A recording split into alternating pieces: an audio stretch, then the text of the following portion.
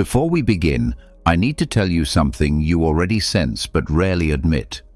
The distance between who you are and who you could be is not measured in years, money, or miracles. It's measured in moments. Tiny decisions when you either grip the steering wheel of your mind or let your impulses drive you off the road. Right now, someone with less talent than you is quietly passing you, not because they are better, but because they are less distracted. They are not smarter, they are more sovereign. They're not kinder, they're colder to excuses. The difference isn't luck, it's philosophy, weaponized, lived, and sharpened. I want you to feel this like a hand on your shoulder. The life you want will not respond to wishes. It will respond to command. Not command over other people, but command over yourself. And that command begins with a way of seeing the world that is so severe, so simple, and so effective that it almost feels unfair. You've heard of Stoicism. You've heard the quotes, the tweets, the tattoos. But you probably haven't seen what happens when you stop posting quotes and start living the code. Not the soft Instagram version. No, I'm talking about the version that makes you dangerous in the best possible way. Calm when others are shaking. Clear when others are drowning in their own thoughts. Strategic when others are loud. Imagine walking into a room and the temperature drops, not because you're cold, but because you're composed. Imagine opportunities recognizing you not by your resume, but by your presence. Imagine becoming the kind of person who is unbribable by applause, unbreakable by setbacks, uninterested in petty wars, and yet so effective that doors open before you knock. That is not charisma. That is not luck. That is Stoic power trained into muscle memory. And today, you're going to learn 12 dangerous Stoic secrets that, once you internalize them, will give you an unfair advantage, because most people either don't know them, can't handle them, or refuse to practice them long enough for them to work. So, as you listen, don't just nod. Confront. Ask yourself, where does this apply? Where do I hide? Where do I surrender control to noise, comfort, or other people's moods? If you stay with me, this won't just be knowledge, it will be new eyes, not because the world changes, but because you finally stop negotiating with the parts of you that prefer weakness. We're going to move from inspiration to implementation, from nice ideas to necessary standards. I'm asking you to step into a role, the ruler of your inner republic. If you accept, the world outside will start negotiating with you on better terms, because it always does when it realizes you cannot be pushed, baited, or bought. Let's begin not with theory, but with a tilt of your inner axis. Feel how your attention moves across your day. Notice how easily it's pulled by praise, blame, notifications, and the tremors of other people's anxiety. The first secret makes you immune to those small earthquakes. The first secret you must adopt is indifference to praise and blame, and I don't mean pretending not to care while secretly refreshing your likes. I mean building the kind of inner court where only two judges are allowed entry, your reason and your conscience. Praise and blame are weather. Character is climate. If you let other people's clapping hands or crossing arms determine your temperature, you will spend your life dressing for someone else's forecast. The Stoic does something unfairly powerful. They devalue external approval as a currency, not because they're arrogant, but because it's inflationary. The more you depend on it, the less valuable your own judgment becomes, and soon you can't buy a single brave decision without an audience. When someone praises you, smile, say thank you, and then ask, is it true or just pleasant? When someone blames you, breathe, consider, and then ask, is it accurate or just loud. You gather the data, not the emotions. This is dangerous because most of the world is programmable through flattery and guilt, and the moment you're not, you become harder to manipulate, which makes you a target and a leader at the same time. Don't worship compliments and don't fear criticism. Treat both as weather reports from people living in different climates. Your task is to maintain your atmosphere. The discipline is simple. Begin and end your day with a private audit. What did I do that aligned with my values? Where did I betray them? What will I adjust tomorrow? Anchor your self-respect to the standards you set and the standards you keep. As this becomes habit, something shifts. You stop overreacting to others, and others start recalibrating around you. People who can't control you may try to shame you. People who respect control will seek you. Either way, you remain unmoved because the only approval that matters is earned in solitude and confirmed by consistent action. That's the unfair advantage. You move through noise as if wearing invisible armor, not because nothing touches you, but because nothing penetrates without inspection. Flow naturally from that composure into the next edge, the strategic use of solitude. The second secret isn't just alone time, it's scheduled sovereignty. Most people treat solitude like an accident, something that happens when plans fall through, so their alone time becomes a sinkhole for scrolling, not a forge for thought. The Stoic treats solitude as office hours with the self. You retreat not to hide from life, but to calibrate for it. 20 minutes of true solitude, no phone, no music, no interruptions, is worth more than 2 hours of distracted downtime. This is where you extract lessons from the day, decide on priorities, and rehearse responses to predictable chaos. You can't be strategically calm under pressure if you never practice calm under silence. Solitude is also where you clarify your non-negotiables. Write them down. I don't argue with these. I don't postpone these. I don't explain these. When you re-enter the world after such sessions, you carry decisions others haven't even thought to make. You speak less and say more. You react slower and choose better. That edge compounds. People will misread your withdrawn moments as detachment. Let them. You're building a command center they can't see. This is dangerous because a person who is comfortable alone cannot be bribed with company, cannot be pressured with FOMO, and cannot be hustled by fake urgency. Your calendar begins to express your values, not just your obligations. The practice is practical. Block a daily appointment with your mind. No device, just you and a page. Ask 3 questions. What am I avoiding? What truly moves the needle? What will I do today even if no one notices? Keep showing up to that meeting and you'll notice something almost unfair. Your ideas have time to mature while others are still chasing novelty. You stop seeking permission for priorities you already accepted in solitude. That's how leaders are built, not on stages, but in rooms where no one claps.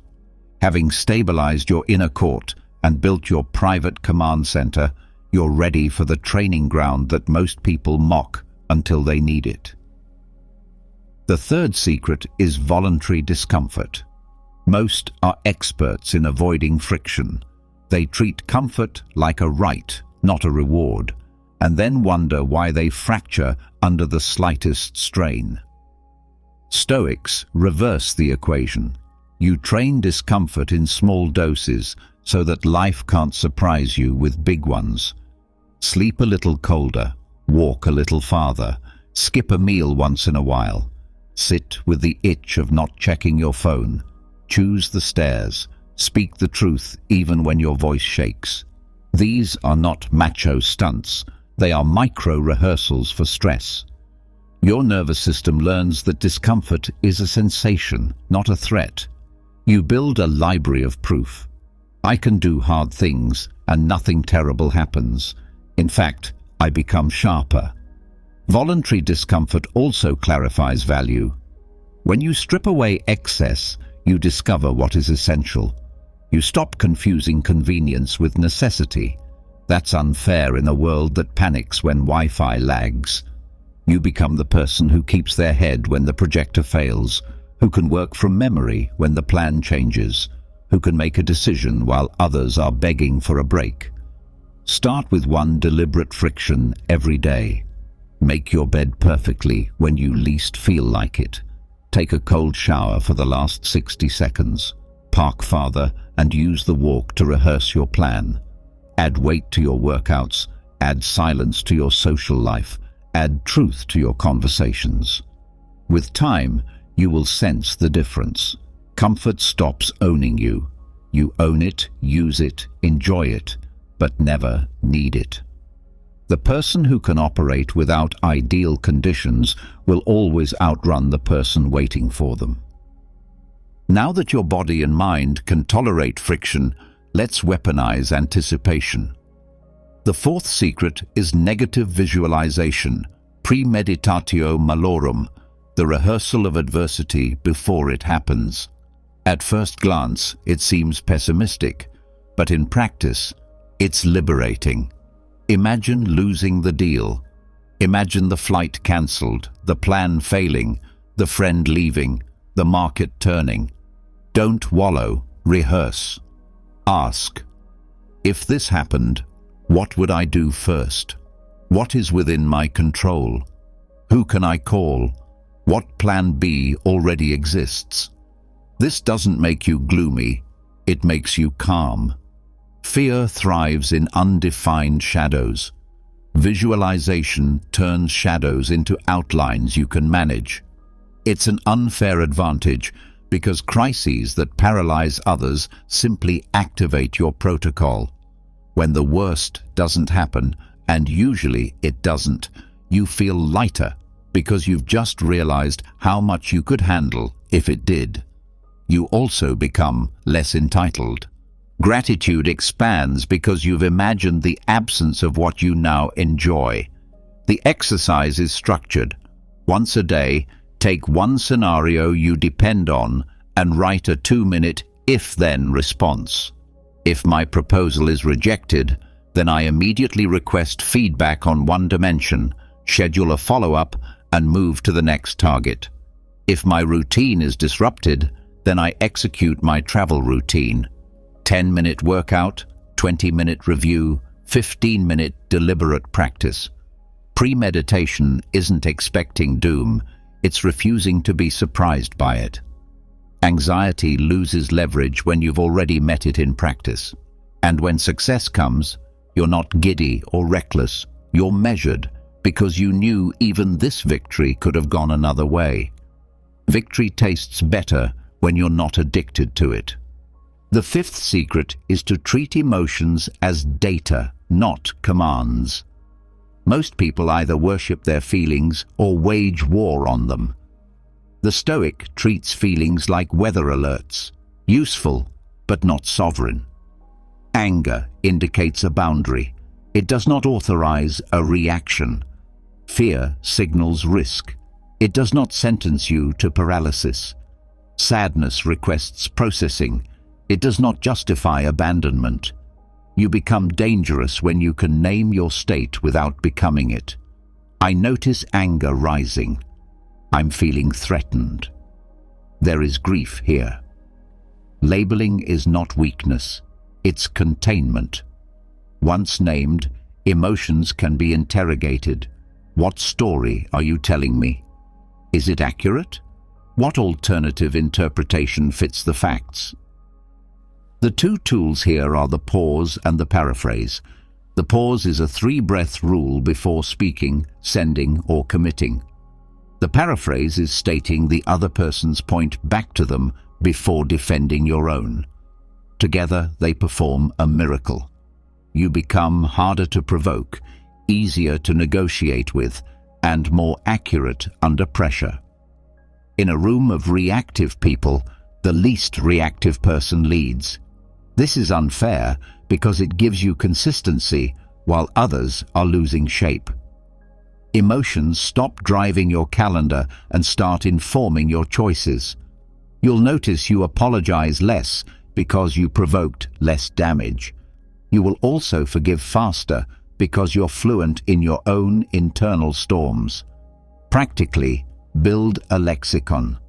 5 words for fear, 5 for anger, 5 for shame. The granularity reduces power. I am humiliated is a different organism than I feel mildly embarrassed. Naming scales the response and saves your relationships and your reputation from the chaos of misfired intensity. The 6th secret is to divide the world into 2 domains with merciless clarity: what you control and everything else. It's cliché until you practice it. Control is not about outcomes, it's about inputs. You control your effort, attention, words, preparation, attitude, and standards. You do not control the market, other people's opinions, timing, traffic, algorithms, or the weather. Here's the edge. You act 10 out of 10 on your domain, and you accept 0 out of 10 responsibility for the rest. Not apathy, acceptance. You don't negotiate with reality. When something outside your control interferes, you adjust without drama. The emotional energy saved becomes fuel for action. The unfairness appears in results. While others burn cycles blaming, explaining, and predicting, you're already executing the next controllable step. Make a list. For each goal, write 2 columns: controllable, uncontrollable. Every day, take 1 step from the first column. Ignore the second, except to plan around it. The discipline is brutal, but so is freedom. You stop judging days by outcomes and start judging them by adherence to process. Ironically, outcomes improve. When they don't, you sleep anyway because your conscience is clean. That calm is rare, and rare is valuable. Carry this clarity into ambition. The 7th secret is Stoic ambition, the pursuit of power that serves virtue, not ego.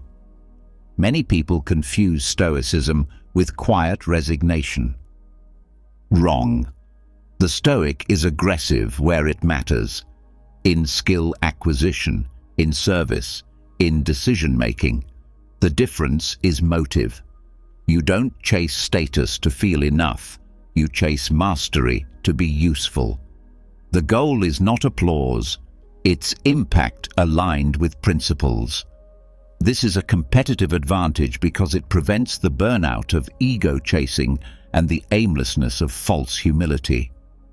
You are permitted to want big things, promotions, profit, influence, if you are unwilling to sacrifice your principles to get them, and if you dedicate the winnings to a purpose larger than yourself. Set ambition safeguards, lines you won't cross, people who can confront you, practices that keep you grounded, journaling, service, time with those who don't care about your titles. Ambition without guardrails turns you into a wolf. Ambition with guardrails turns you into a shepherd. The shepherd wins in the long run because people follow willingly. Practically, choose a craft and treat it like a vow. Do something every day that would make your future self grateful and your present self slightly uncomfortable. Measure your week not by hours worked, but by skills gained, systems built, and people helped. When recognition arrives, accept it with the same indifference you apply to blame, gratefully, briefly, and then back to work. In time, you will notice the paradox. The less you crave validation, the more your work earns it. That's as unfair as gravity.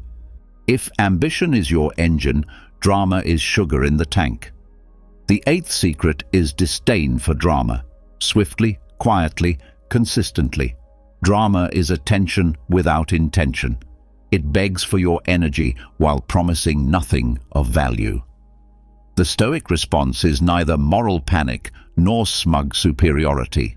It's simple refusal. You do not lend your nervous system to gossip, outrage cycles, rumor economies, or performative conflict. Why? Because attention is a paycheck, and you don't fund what you don't want more of. When a conversation slides into character assassination, you redirect. What's the actual problem we're solving? If there isn't one, you excuse yourself with courtesy and finality. At first, people will label you aloof. Eventually, they'll realize you're reliable. This is dangerous because it makes you a dull target. Trolls cannot feast on someone who won't sit at the table. Your team learns that in your orbit, energy is handled like currency. The air clears. Work speeds up. Relationships deepen because you do not reward theatrics, you reward responsibility. Train this with micro-boundaries, time box complaints, separate person from behavior, and demand proposals with criticism. If you bring me a problem, bring 2 suggestions. The habit is not cruelty, it is stewardship. You are protecting the bandwidth required to build. In a world high on cortisol, serenity is contraband and incredibly attractive. From silence about others, shift to authorship over yourself. The 9th secret is to own your interpretation. Events are raw, meaning is cooked. 2 people can taste the same day and come away with different nutrition because one knows how to season it. The story you tell about what happened either weakens or strengthens you. Lost a client? One story says, "I'm not good enough." Another says, "Feedback acquired, pipeline adjusted, resilience trained." Got criticized? One story says, "They hate me." Another says, "Information signal detected, sought for truth, discard venom." The Stoic chooses the most empowering interpretation that is also true, not delusion, discipline. This is unfair because you move faster after setbacks. You treat pain as tuition, not a tombstone. The method is structured. Write the fact in 1 line, then list 3 interpretations: catastrophic, neutral, empowering. Circle the empowering one and ask, what action does this interpretation demand? Then take it. Over time, your baseline narrative becomes sturdy, optimistic, and precise. People will call you lucky. Smile. Luck loves people who are operationally optimistic, who can turn lemons into learning and learning into leverage. You aren't lying to yourself. You're choosing a story that makes you stronger and then proving it correct through action. When you rewrite your story, some characters won't like their new role. That brings us to the 10th secret: strategic withdrawal, the courage to amputate access without apology. Stoicism is not a hug for every relationship, it is a filter. Not everyone deserves a seat in the Senate of your life. Some people feed your worst instincts, profit from your chaos, or punish your growth because it highlights their stagnation. The Stoic doesn't rage or sermonize, they restructure. Fewer invitations, slower replies, clearer boundaries. Silence where debate used to live. You don't cancel people, you cancel your participation in patterns that cost you your future. This is dangerous because you become expensive to be around, expensive to lie to waste, to manipulate. Good people will rise to the price, others will exit. Either outcome is a win. Practice with the 90% rule. If a commitment isn't a 90% yes, it's a no. Your time is a fund. Allocate it to assets, not liabilities. Expect guilt to knock. greet it with reason. I am responsible for my character, my craft, my circle. I do not outsource that stewardship to other people's comfort. The silence that follows withdrawal is not loneliness. It is room for better alliances. And when those alliances form, they are strong, because they are built on mutual mission, not mutual misery. With your circle clean, you need a clock that cannot be snoozed. The 11th secret is to use death as a deadline. Memento mori, not as morbid obsession, but as lucid urgency. When you remember that life is not guaranteed beyond this breath, pettiness thins, courage thickens, and priorities sharpen. Mortality is the ultimate project manager. Ask each morning, if I had to justify today to the person I love most and to the person I fear disappointing, would I be proud? Ask each evening, if this was my last day, did I spend it on what counts? When you hold time like this, procrastination becomes disrespect. You start saying no to what steals your minutes and yes to what multiplies them. That's unfair, because you operate with intensity without hysteria. Your emails are shorter. Your meetings start on purpose. Your art, your work, your presence carry weight because you are conscious that none of this is promised. Paradoxically, you become lighter too. You forgive faster. You laugh more easily. You stop hoarding your best words for tomorrow. You write the message, make the call, take the walk, do the rep, ship the draft. You trade someday for today, and suddenly opportunities that used to slip past you begin to land because you're actually present to catch them. Death doesn't depress the Stoic, it disciplines them. It's the loudest reminder that the only calendar square we ever really own is the one we are breathing in. All of this culminates in the 12th secret, silent standards. The world shouts standards it does not keep. The Stoic keeps standards they do not shout. You don't announce discipline, you display it. You don't threaten consequences, you apply them quietly. You don't post your virtues, your life makes them obvious. This is the most dangerous advantage because it accumulates reputation without marketing. People come to rely on you because you are predictably excellent in the small things. You return messages when you say you will. You arrive 5 minutes early without drama. You underpromise and overdeliver by design. You say, I don't know faster than you fabricate confidence. You protect confidences as if they were your own. Over time, you become the person others think of when stakes are high, secrets are heavy, and outcomes matter. That is not luck. That is a stack of kept promises built in private, paid in public. Create a personal constitution. 3 to 5 lines that you will not breach. I tell the truth even when it costs me. I do first principles before preferences. I never skip twice. I finish what I start or I formally quit and own it. Then measure your week against that constitution, not against vibes or vanity metrics. The external world will notice, but that's not the point. The point is the mirror, your first audience, your final judge. When your standards are silent, your life becomes a loud testament.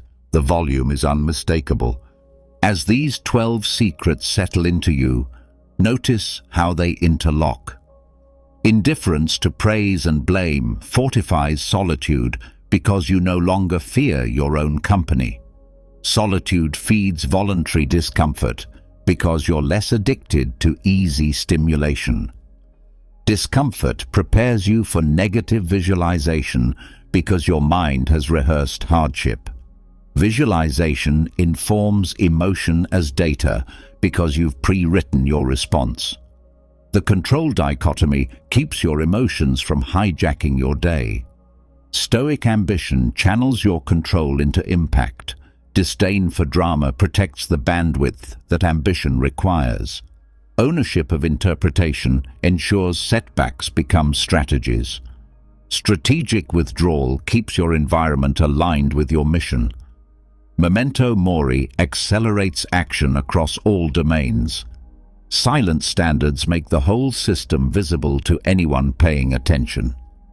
There is a symmetry here, a geometry of character that turns you into a force of nature, not loud, not brittle, not performative, simply inevitable. But I know what you might be thinking. This sounds hard. It is. That's why it's powerful. The world is not crowded at the top, it's crowded at the bottom, where comfort clusters, where distraction is a love language, where people outsource their agency to moods and crowds. The apex is quiet, not because the view is rare, but because the climb filters out those who prefer talk over traction. If you're still listening, you're not one of them. And if a part of you argues that this is too severe, remind yourself, every high standard you adopt liberates you from 1,000 lesser choices. You don't negotiate with sugar if you don't eat sugar. You don't argue with trolls if you don't feed them. You don't fear failure if you trained it, rehearsed it, and framed it as school. So here's how you begin today, not tomorrow. Pick one secret and run it to the ground for 7 days. If you pick indifference to praise and blame, spend a week journaling nightly about any compliment or criticism you received and writing one sentence on whether it changed your effort. If you pick solitude, defend 20 minutes with the ferocity of a contract. If you pick voluntary discomfort, add one deliberate friction to each day: cold water, longer walk, honest conversation. If you pick negative visualization, write one if-then per morning. If you pick emotions as data, practice the 3-breath pause and the paraphrase in the next conflict. If you pick the control dichotomy, draw the 2 columns before you start work. If you pick Stoic ambition, define one skill that, if improved, would change your income or impact in 6 months, then do 20 minutes of focused practice daily. If you pick disdain for drama, create a phrase that ends gossip without escalation. Let's focus on what we can control. If you pick owning interpretation, rewrite one setback into an empowering story and act on it. If you pick strategic withdrawal, say no to one low-quality commitment. If you pick memento mori, place a small reminder where your eye lands first in the morning and last at night. If you pick silent standards, articulate your constitution and audit yourself on Sunday. 1 week is enough to feel the first shift. Then stack the next secret. Stack them until your life reflects not your intentions, but your training. If you ever doubt whether this path is worth it, look around. The loudest people are tired. The most reactive people are led by whoever can push their buttons fastest. The most approval-hungry are controlled by the cheapest currency in circulation. That is not freedom. It is a puppet show. The Stoic cuts the strings. Freedom is not doing whatever you feel. Freedom is doing what you said you would do, regardless of what you feel. Freedom is not the absence of constraints. It's the presence of chosen constraints that protect what matters. Freedom is not frictionless. It is focused. And it is available the moment you stop negotiating with your lesser self. So, let's make this personal. Picture the next 7 days. Picture yourself waking up and remembering instantly the constitution you wrote. Picture the moment someone praises you and you remain steady, and the moment someone criticizes you and you remain curious. Picture the walk you take instead of the scroll, the cold water on your skin, the task you do first because it matters most. Picture the email you craft without drama, the boundary you draw without apology, the friend you forgive because you realize life is shorter than your pride. Picture evening arriving and you sitting with your notebook, checking boxes, not for the dopamine, but for the dignity. Look at you, a sovereign person among spectators. Look at the way your posture changes when your inner court has clear laws. Look at the way you speak less and mean more. That's not a different person. That's you minus the noise. You can do this.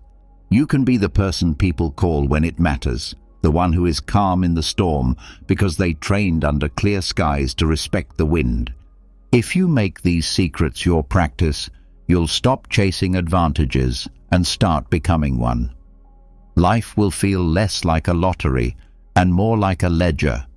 Inputs in, outcomes out. Some days you'll win, some days you'll bleed, but on every day you'll respect the person who climbed into your body and took responsibility. And if you want the final unfair advantage, the one no algorithm can simulate, it's this: be the same person in private you claim to be in public. When your outer world catches up to that inner alignment, the mirror stops being a judge and becomes a witness. It won't tell you you're perfect, it will tell you you're in command. Now breathe, choose your first secret, and begin.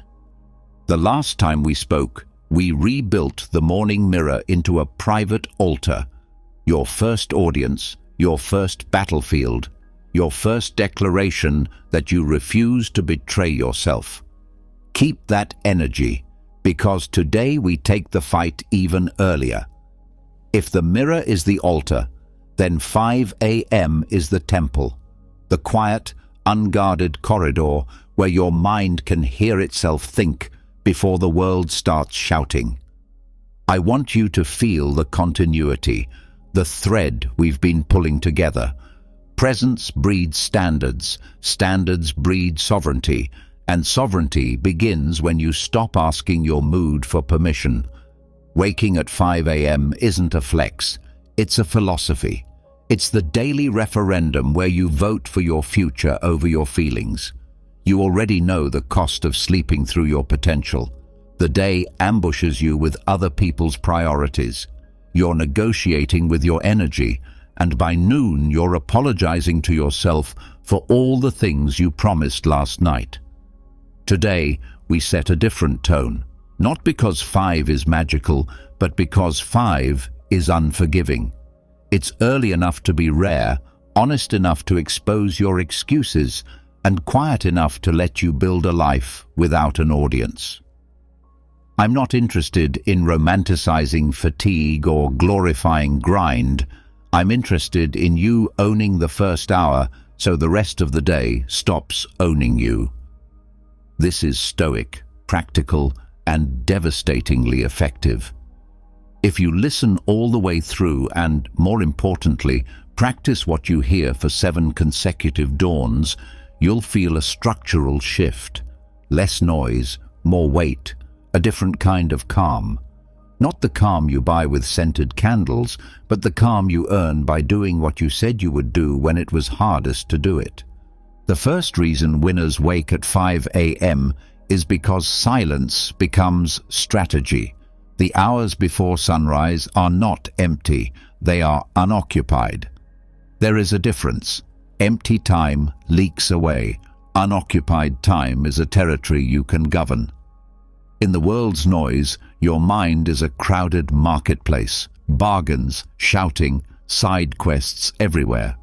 At 5, the market is closed and you walk the aisles alone, choosing deliberately. The Stoics prized stillness not as a luxury, but as an operating system, a way of moving through the day from the inside out instead of the outside in.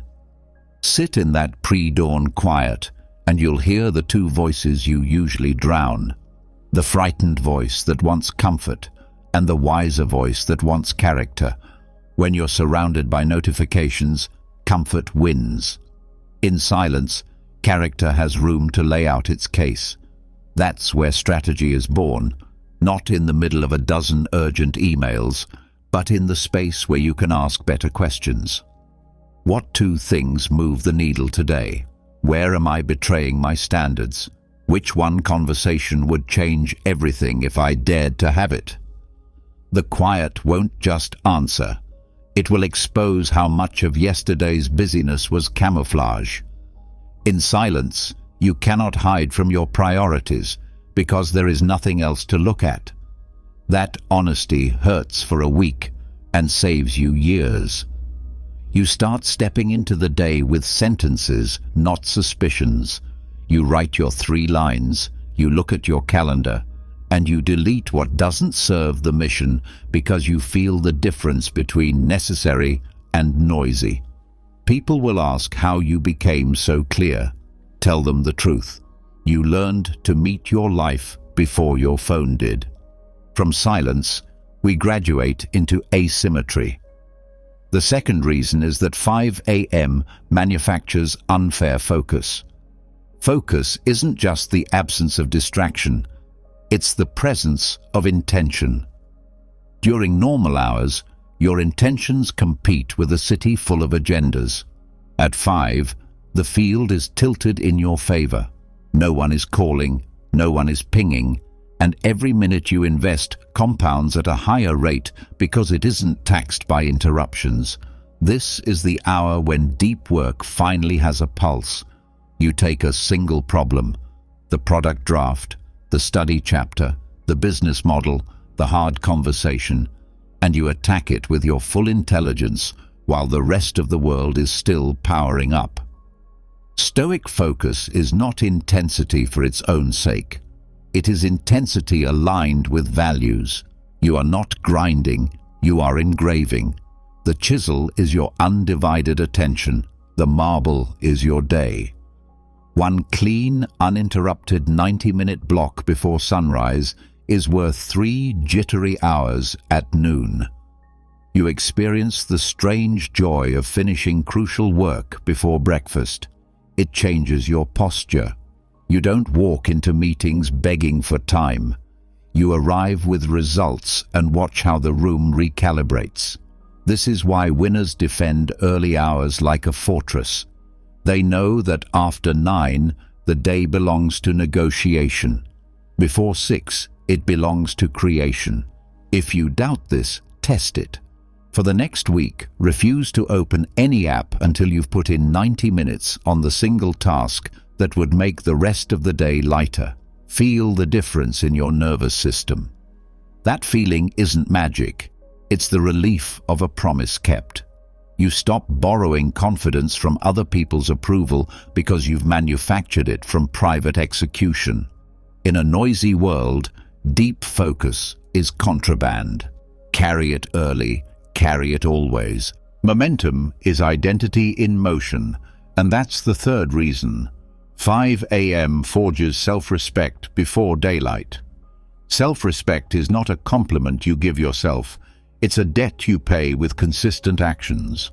When you rise before you want to, you quietly prove to yourself that your standards outrank your cravings. That proof is psychological gold.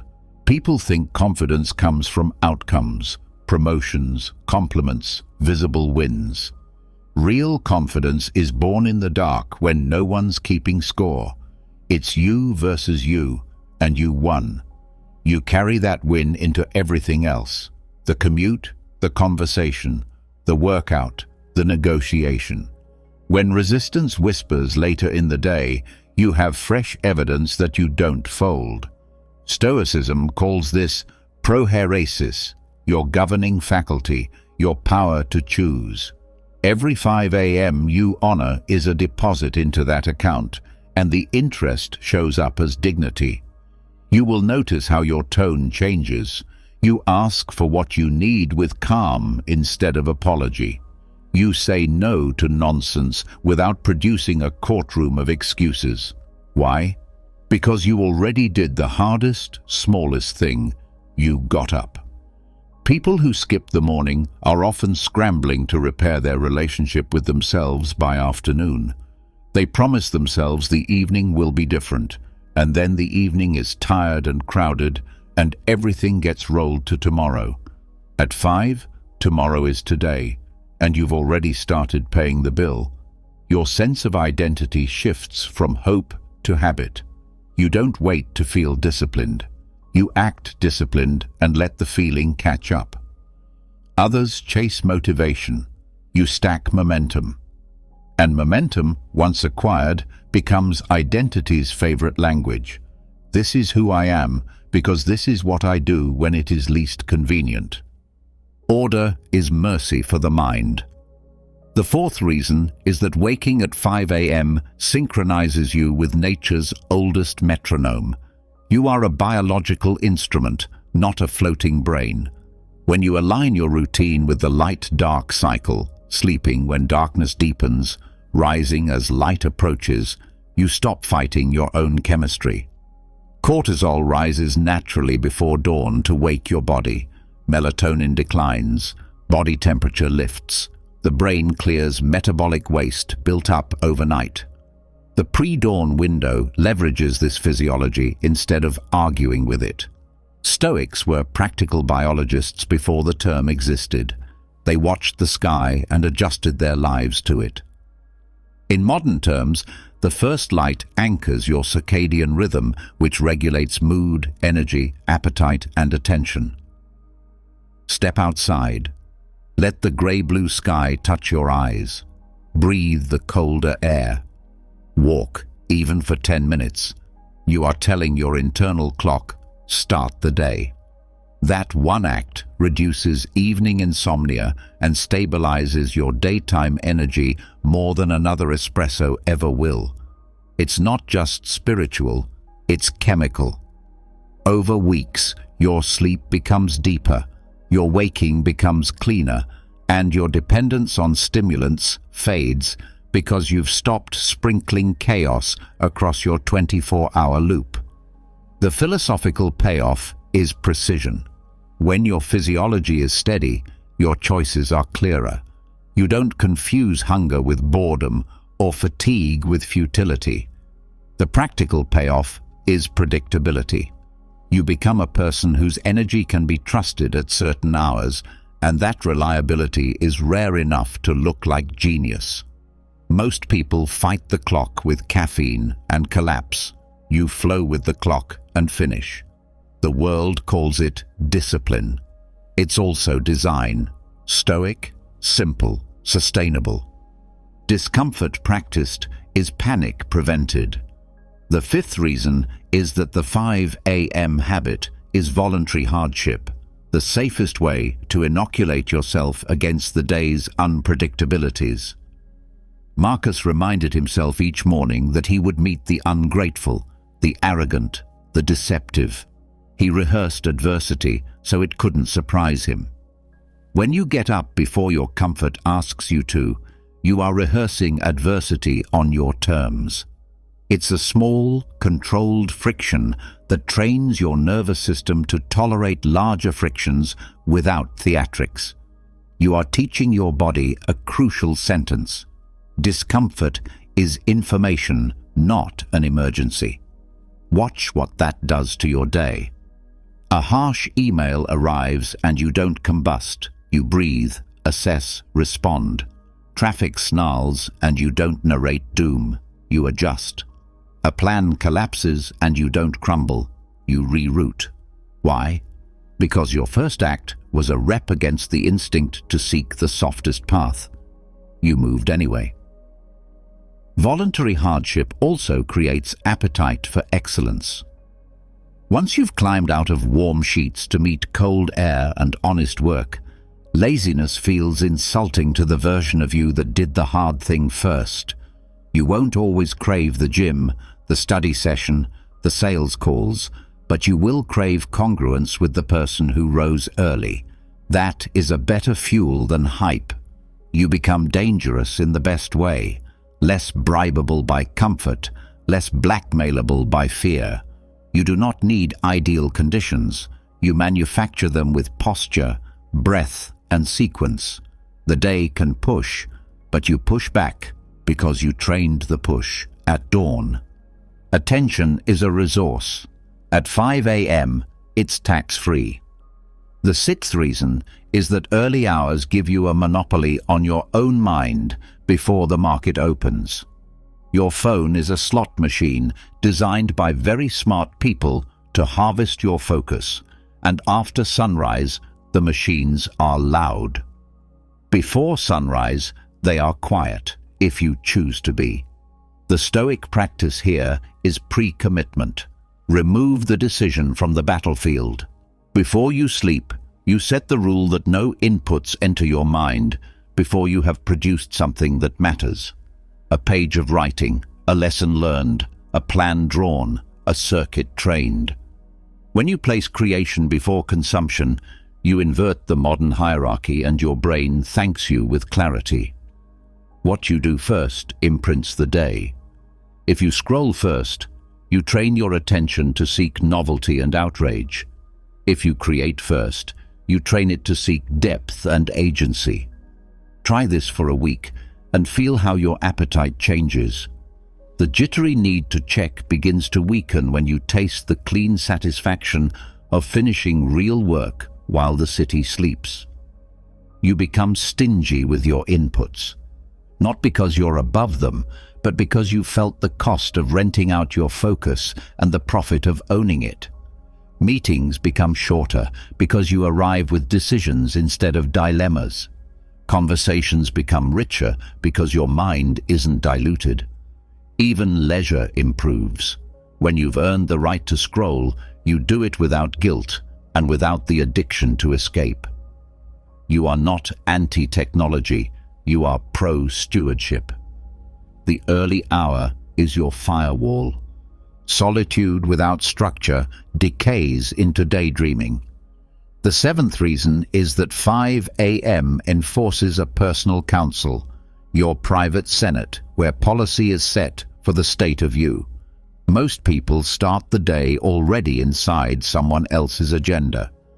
Early rising lets you meet with yourself before you meet with the world. This isn't vague reflection, it is structured governance. You sit with your journal and conduct a brief, serious session. Here is what I will do. Here is why it matters. Here is what I will not do, even if it is easy.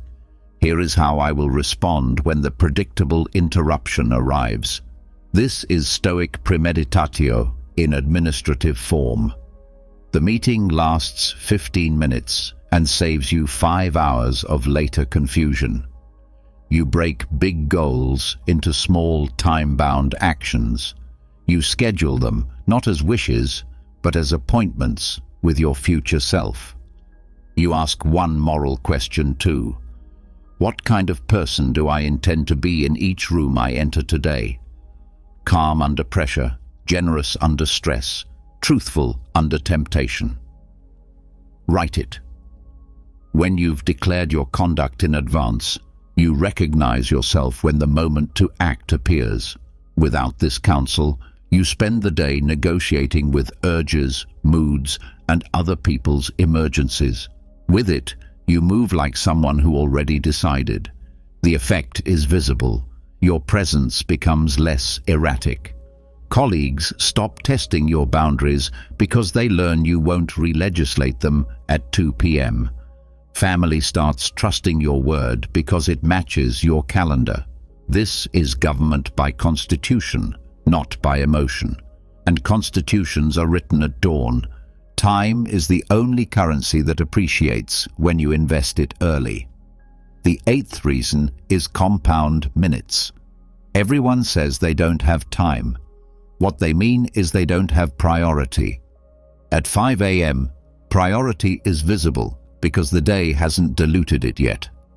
You bank minutes before the market opens and they earn interest all day. The 40 minutes you spend studying a language at dawn multiply at lunch when your brain recalls it faster. The 30 minutes you put into prospecting produces an afternoon reply. The hour you dedicate to health improves every other hour by making you more resilient. It's not just that you get more done, it's that the returns curve is non-linear. Early investments remove friction downstream.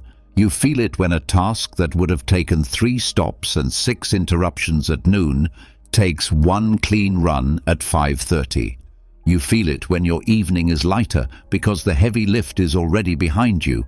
Suddenly rest becomes real rest, not anxious numbing. This is the quiet math of excellence. Small, early deposits that compound into reputation. People will call you efficient. What you are is early. You didn't add more hours, you front-loaded the right ones. Over months, that compounding separates trajectories. 2 people with the same talent diverge, and the difference is not luck, it's scheduling. Winners are not busier, they're earlier. The Stoic doesn't worship hustle, he respects sequence. First the essential, then the optional. First the hard, then the sweet. First the foundation, then the decoration. Compounding loves that order and will reward you with a life that looks, from the outside, suspiciously lucky. Perspective is a disinfectant. The 9th reason is dawn's unique clarity about mortality and meaning.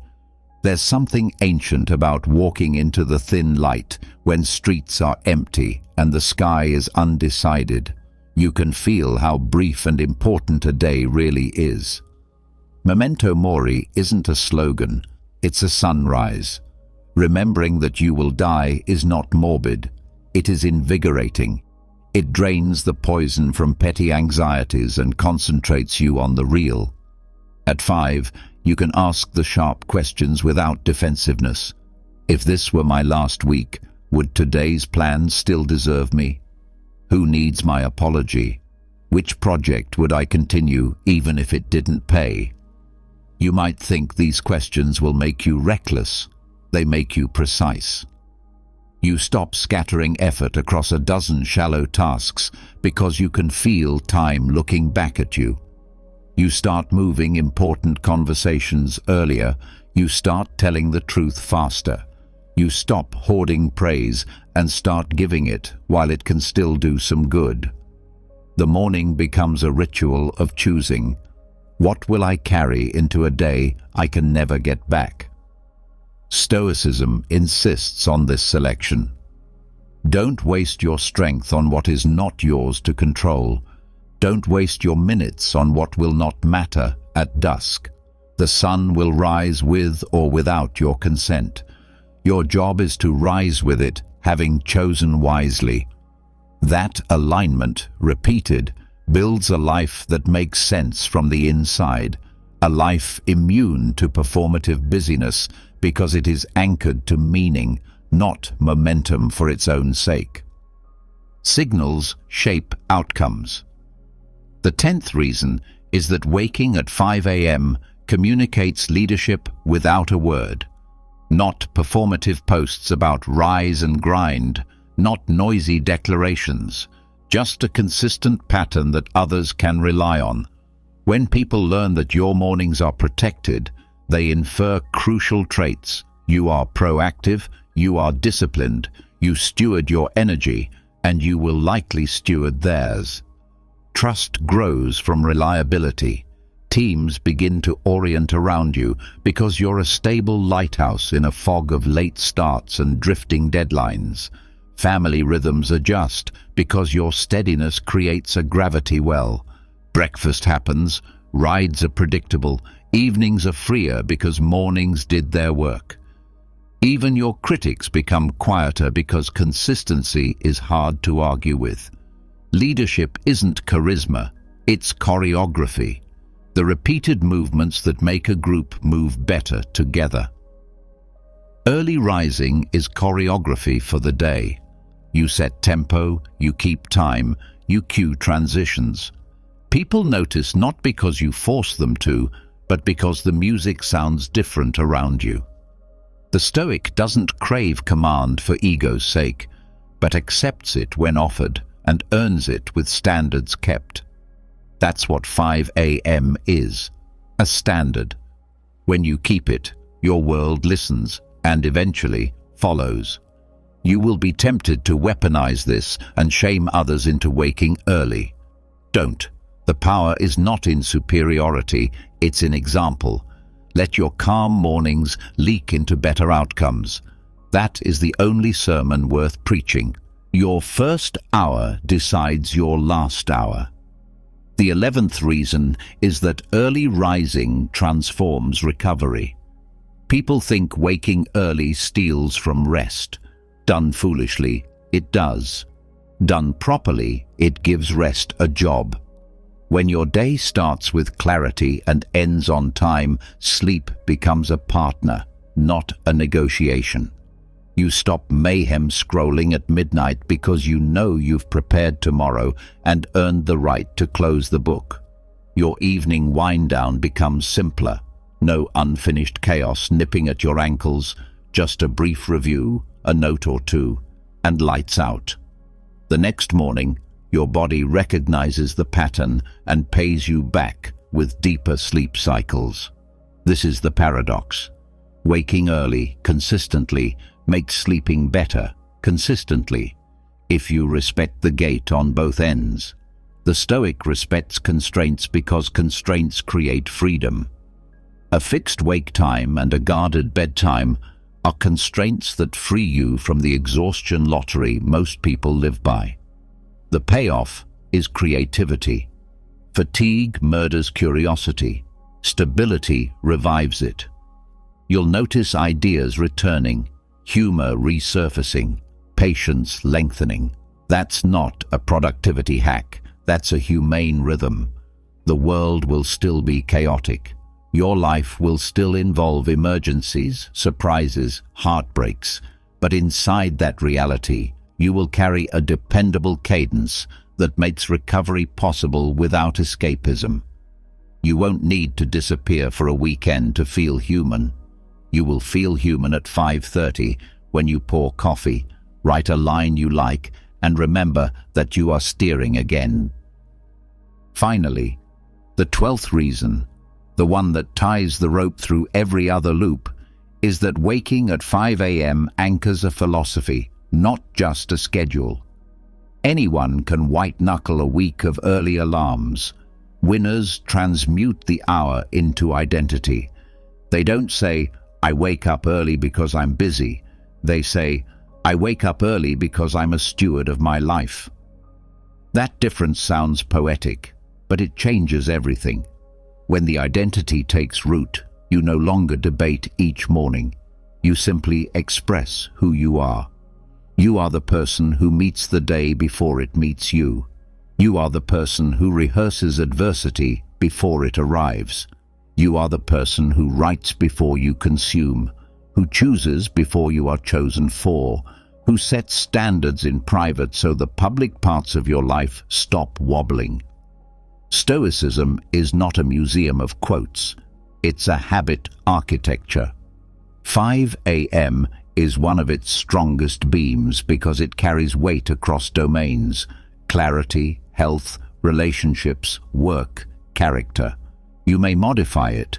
Some seasons will ask for 5:30, others for 4:45, some for strategic rest. But the spirit remains. I do not outsource my day's opening to chance. I claim it. I consecrate it.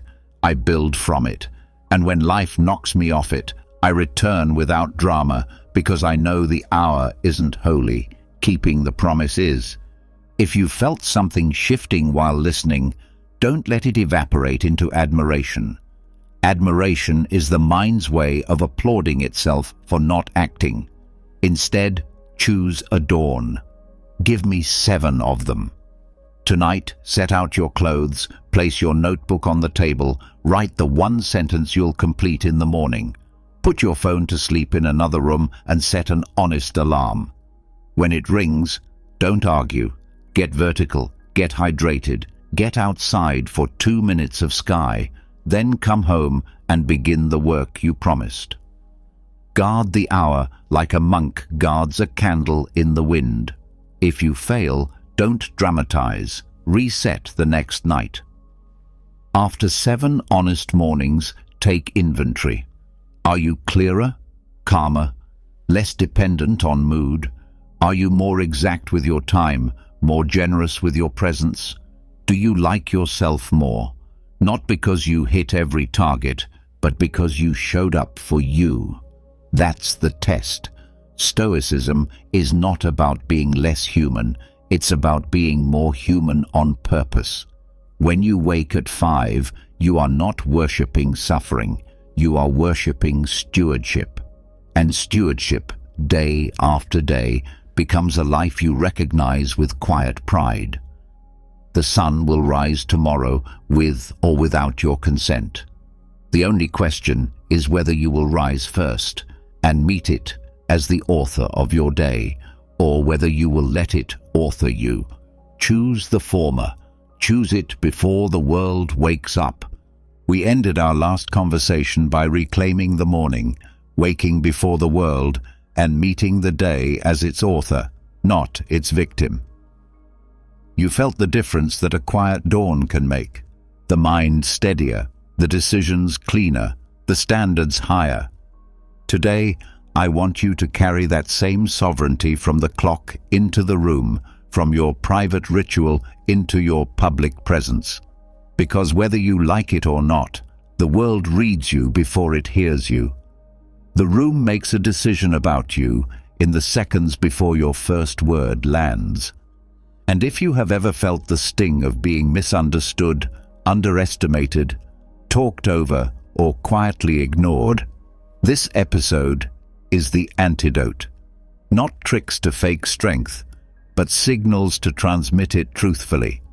Not performative bravado, but a stoic language of the body that says, I am composed, I am capable, I am not here to be pushed. I want to talk to the version of you who's tired of repeating the right ideas with the wrong impact.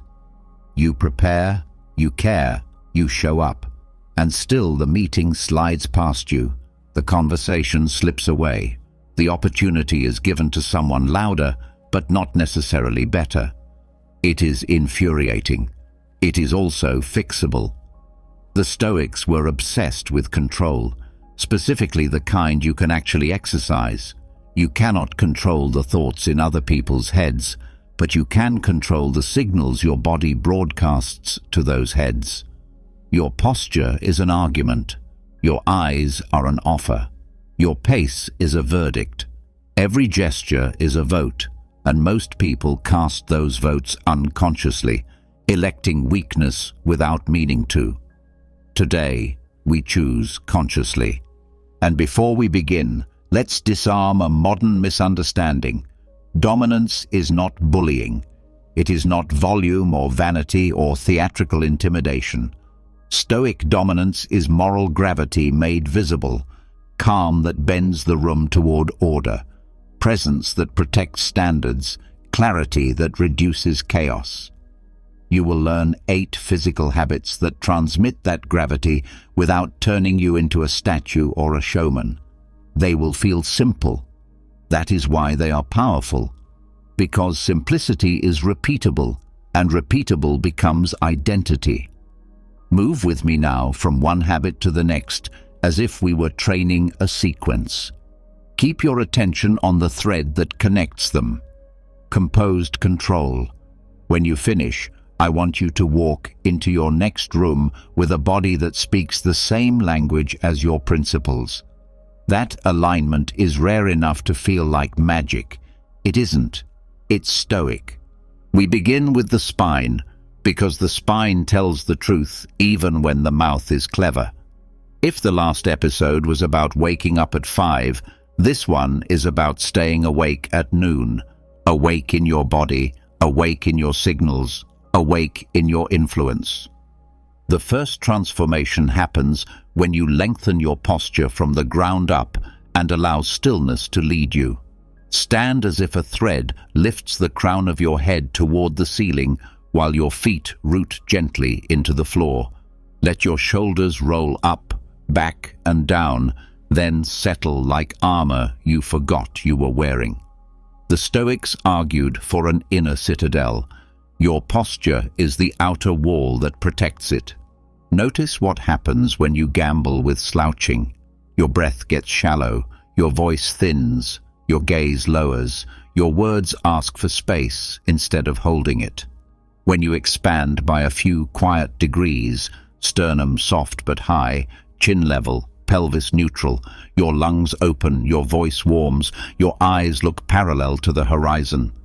You do not become a peacock, you become a lighthouse. Lighthouses do not wave their arms, they stand and send. Stillness is the posture's twin and the real flex in a frantic world. Fidgeting is a tax you pay on anxiety.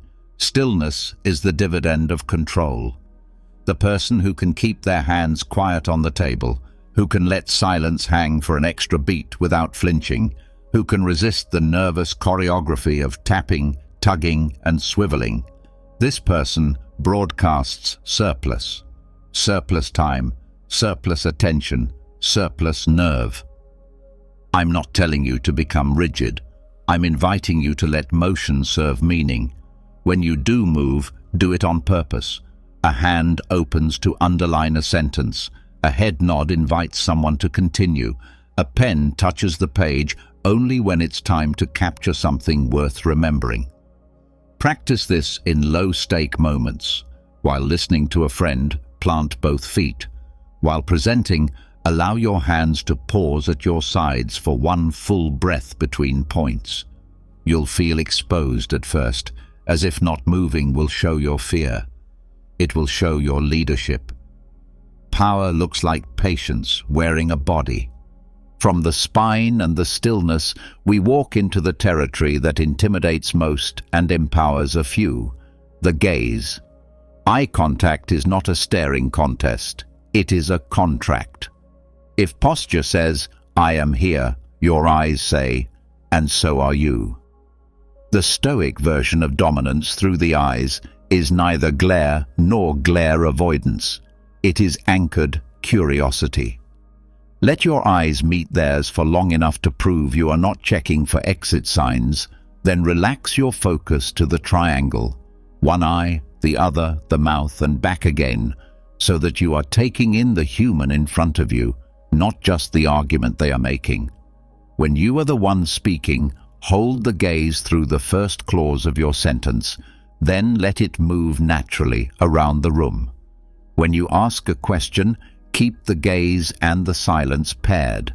Ask, then wait. Many people sabotage their own questions by filling the quiet with nervous commentary. Dominance honors the question by letting it land and breathing while the answer rises.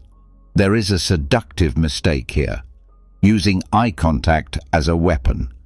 You'll see it in performative alphas who squint, unblink, and try to bulldoze with pupils. That's not stoic, that's insecure. Your goal is not to pin someone, your goal is to anchor the conversation in presence. If you need a practical drill, carry your attention like a weight you pass between people. When someone else speaks, you give them the weight. When they finish, you reclaim it with a gentle nod and an intake of breath that signals, "My turn." Emergencies aside, do not look at screens while a person is offering you their thought. You are telling them their place in your hierarchy. Your eyes are the ranking system of your values. Rank wisely. In conflict, soften the muscles around your eyes. A hard stare escalates. A steady, warm focus de-escalates while remaining firm. The paradox of Stoic dominance is this: your eyes reassure even as they command. People will lean toward you because you feel like a harbor, not a storm. With gaze anchored, we tune the instrument everyone hears, even when they say they're reading your slides. The voice, tempo, volume, timbre, these are not theatrical flourishes. They are levers of perceived authority. The body carries the voice, so breathe into your lower ribs and back before you speak. Let the inhale drop silently. Let the exhale carry words that are paced like decisions, not like apologies. Winners do not sprint through sentences. They give each idea its own room to stand in. Practice the rule of the decisive period. End your sentences as if you meant to. Falling intonation at the end of declarative statements sounds like you're asking permission to exist. Choose a downbeat. We will launch on Friday. That won't meet the standard. I need 10 minutes. You will be tempted to soften clarity with filler. Remove the fluff that is really fear. Kind of, sort of, maybe, just. These are verbal slouches. When you weed them out, your word garden becomes clean enough for meaning to grow. Pauses are dominance without arrogance. They do two miraculous things. They give your listener time to digest, and they give you time to decide. Most conversational disasters happen because our mouths outrun our morals. A beat of breath between stimulus and reply lets your prefrontal cortex do its job. Weigh, choose, deliver. Try this in your next heated exchange. Breathe. Count one heartbeat after the other person stops talking. Then begin. You will immediately feel more in command. Your voice will drop half a note. Your words will lengthen. And the room will track you because you are guiding the tempo, not being dragged by it. Remember, a calm voice at a slow tempo is not boredom. It's voltage under control. People trust it because it sounds like someone who has seen chaos and chooses order. Now we turn to the unseen geometry of rooms, the space between you and others, the way you enter, sit, stand, and claim territory without taking more than is yours. Spatial dominance is not sprawl, it is clarity in 3 dimensions. When you enter, do not rush the doorway. Pause half a second on the threshold. This micro-pause communicates that you choose to be here and you are arriving as yourself, not as a meteor. Walk with an economy of motion, hips square, steps neither tiny nor stomping. When you sit, sit fully back into the chair, claiming the support that is already yours. Do not perch like a sparrow on a ledge. It reads as half in, half out. Plant both feet on the floor, knees at roughly hip width. Elbows rest lightly on the table when you need to write. Otherwise, keep hands relaxed where they can be seen. Hidden hands breed mistrust. Visible hands breed ease. Proximity is a language. Too close and you are a threat. Too far and you are disengaged. Let your distance match the conversation's intimacy. In negotiation, a steady, respectful distance that allows both parties full breath keeps the energy clean. In mentoring, a slight lean forward and a half step closer says, "I'm with you," without stealing agency. Do not invade, invite. And when someone invades you, leaning too far into your space, tapping your arm, crowding your chair, do not flinch back as if you've been burned. Instead, hold your ground and open your chest. Verticalize your posture, breathe, and let your silence push the boundary back. If they persist, use your voice. "I can hear you from here." Then return to your point. You are teaching people how to be near you without making them wrong for existing. That is dominance as stewardship. Hands are truth-tellers and liars both. The next skill is to make your hands a vocabulary of calm command. Your hands are the translators between your thoughts and someone else's nervous system. Fluttering fingers, clenched fists, and aimless doodling tell the room your mind is leaking.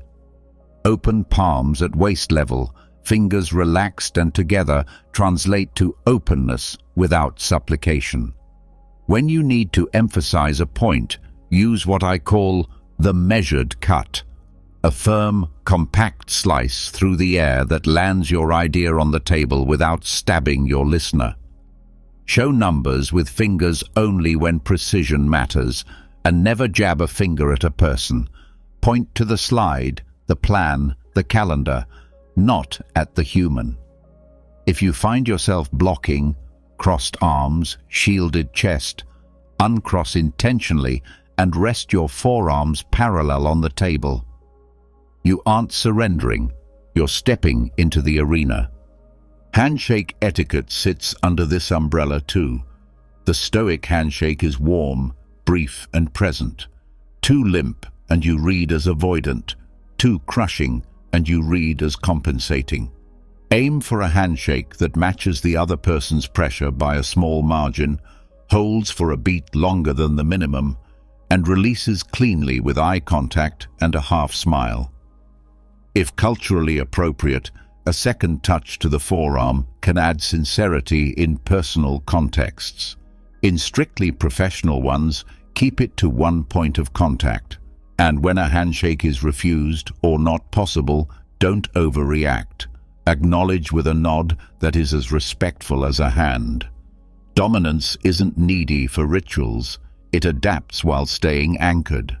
We move to the face. Not a mask, but a dial you can set on purpose. Your expression is a thermostat for the room's emotion. The Stoic doesn't deaden the face. They quiet the noise. Soften the eyebrows' default tension. Unclench the jaw. Let the tongue rest on the roof of the mouth to relax your throat and improve your tone.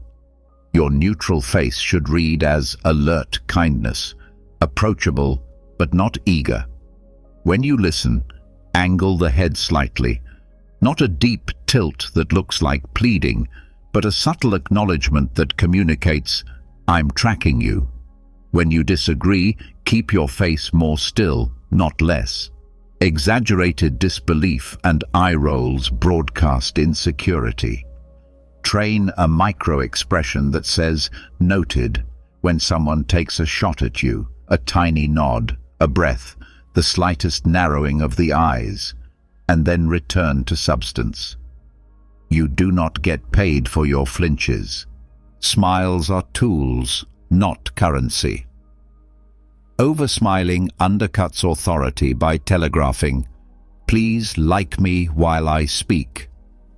The Stoic smile appears at junctions, greetings, gratitude, relief after a tense exchange, or when you want to reward truth.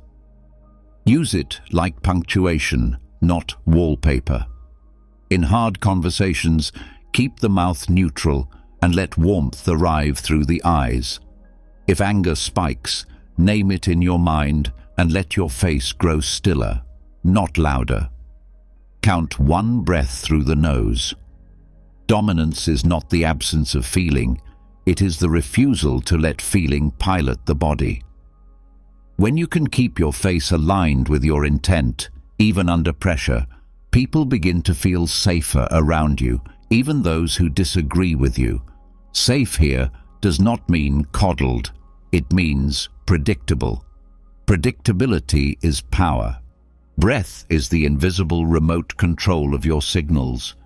It shapes the voice, steadies the hands, governs the patience, sets the pace. The body obeys breath like tides obey the moon. If you give your breath to the chaos of the room will own you. If you give the room your breath on purpose, you will own the tempo without touching anyone. Breathe in through the nose and let the air widen your sides and back, not lift your shoulders.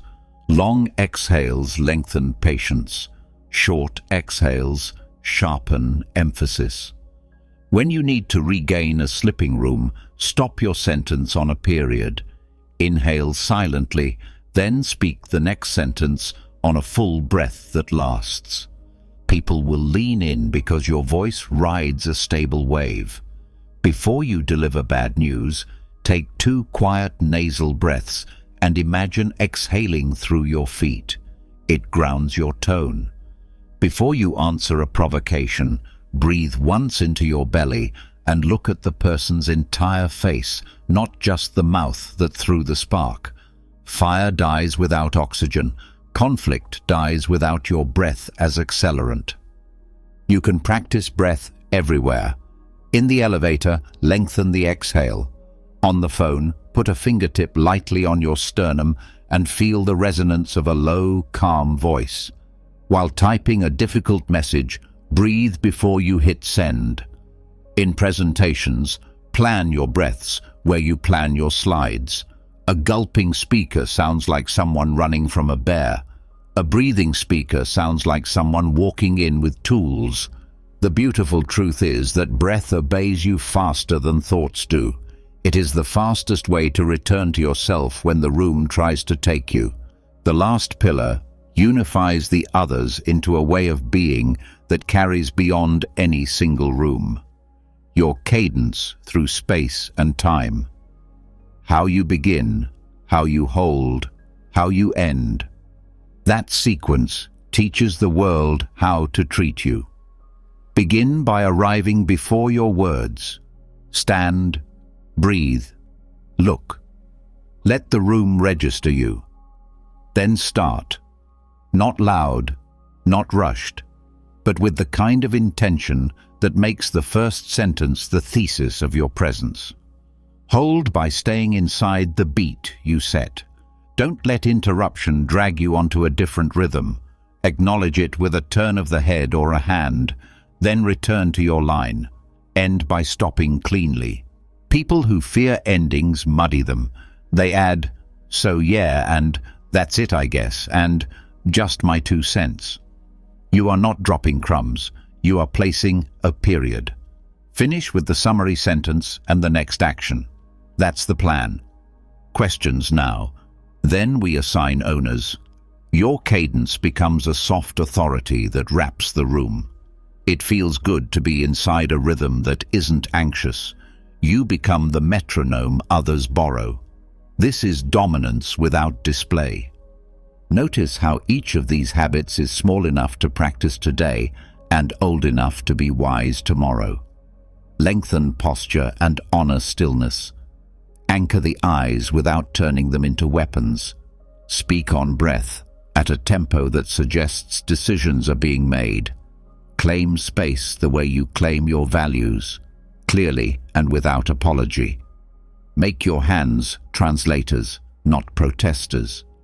Let your face become a steady lantern, not a flickering advertisement. Use breath to control the current, and move through beginnings, middles, and endings with the calm of someone who governs themselves. I know the temptation will be to try all 8 at once and then declare the method broken because you felt weird. Resist that impatience. Choose one and install it so deeply that it becomes the new default. Then add the next. Start with posture for a week. Tie it to a trigger. Every doorway becomes a reminder. Up through the crown, down through the feet, shoulders back and down, breath wide. Next week, add the disciplined pause before speaking. The week after, practice the threshold pause when entering rooms. Keep stacking until the stack moves you. And if you worry this will make you robotic, remember the essence of Stoic dominance.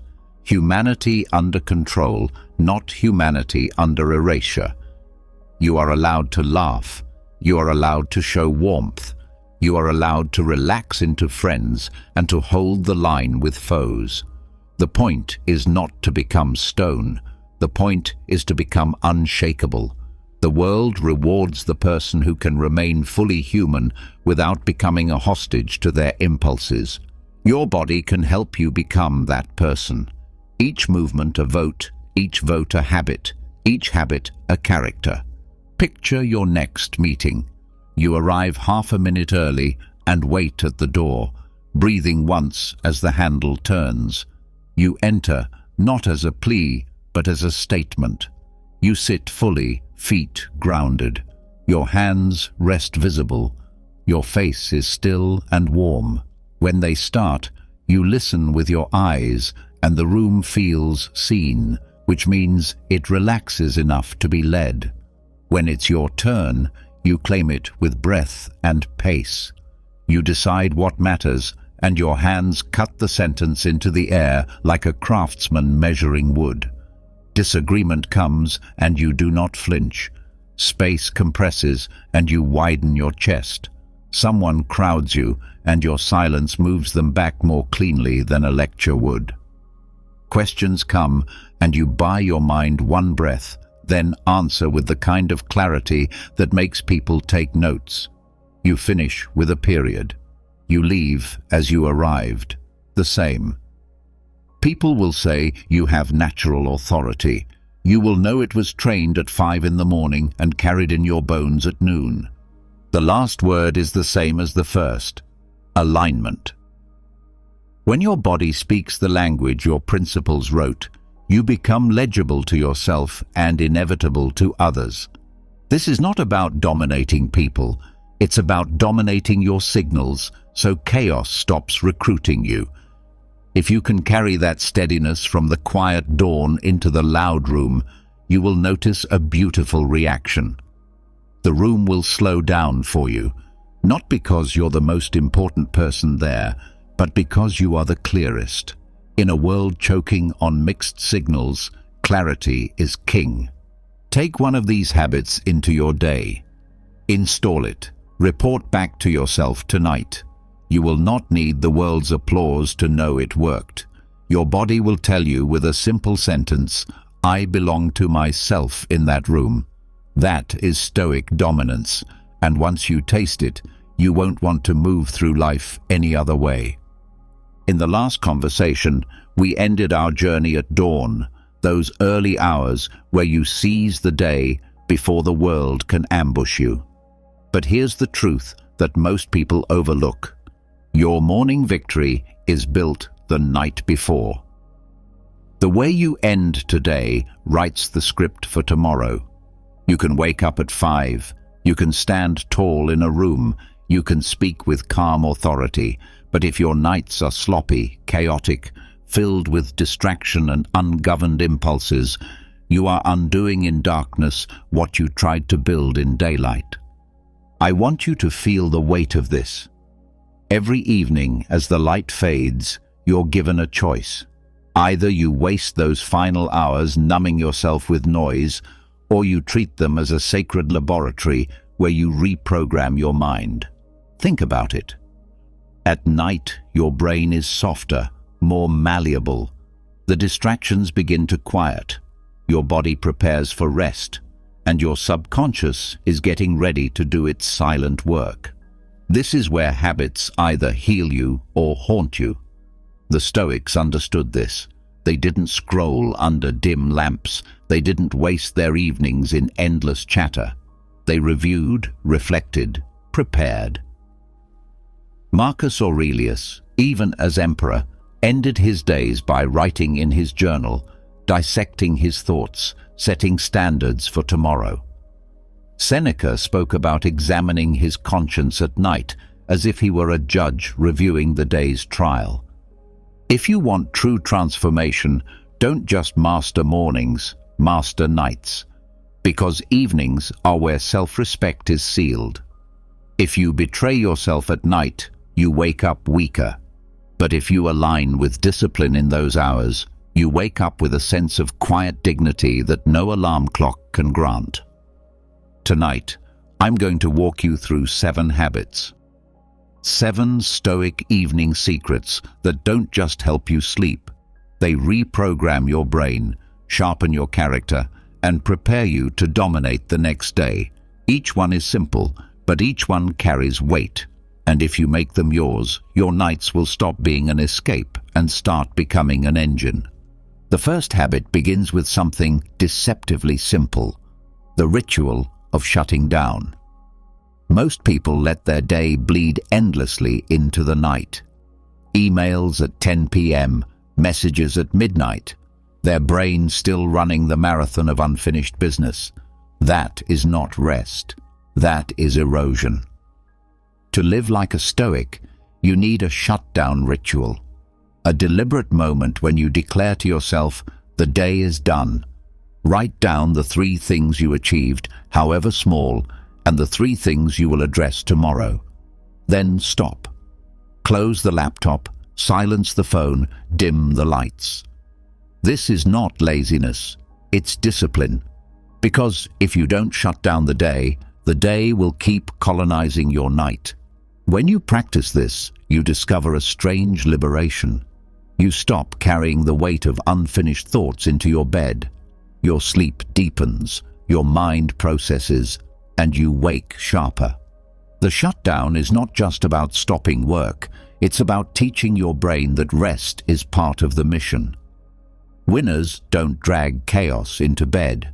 They put order to sleep, and order wakes them up. Now, shutting down opens the space for the second habit, reflection. The Stoics believed that an unexamined life is slavery. At night, before the world sleeps you must sit and examine yourself. What did I do today that was aligned with my values? Where did I betray myself? What moments triggered emotions I wish to master? This is not self-punishment, it's self-honesty. Seneca would interrogate his conscience each night.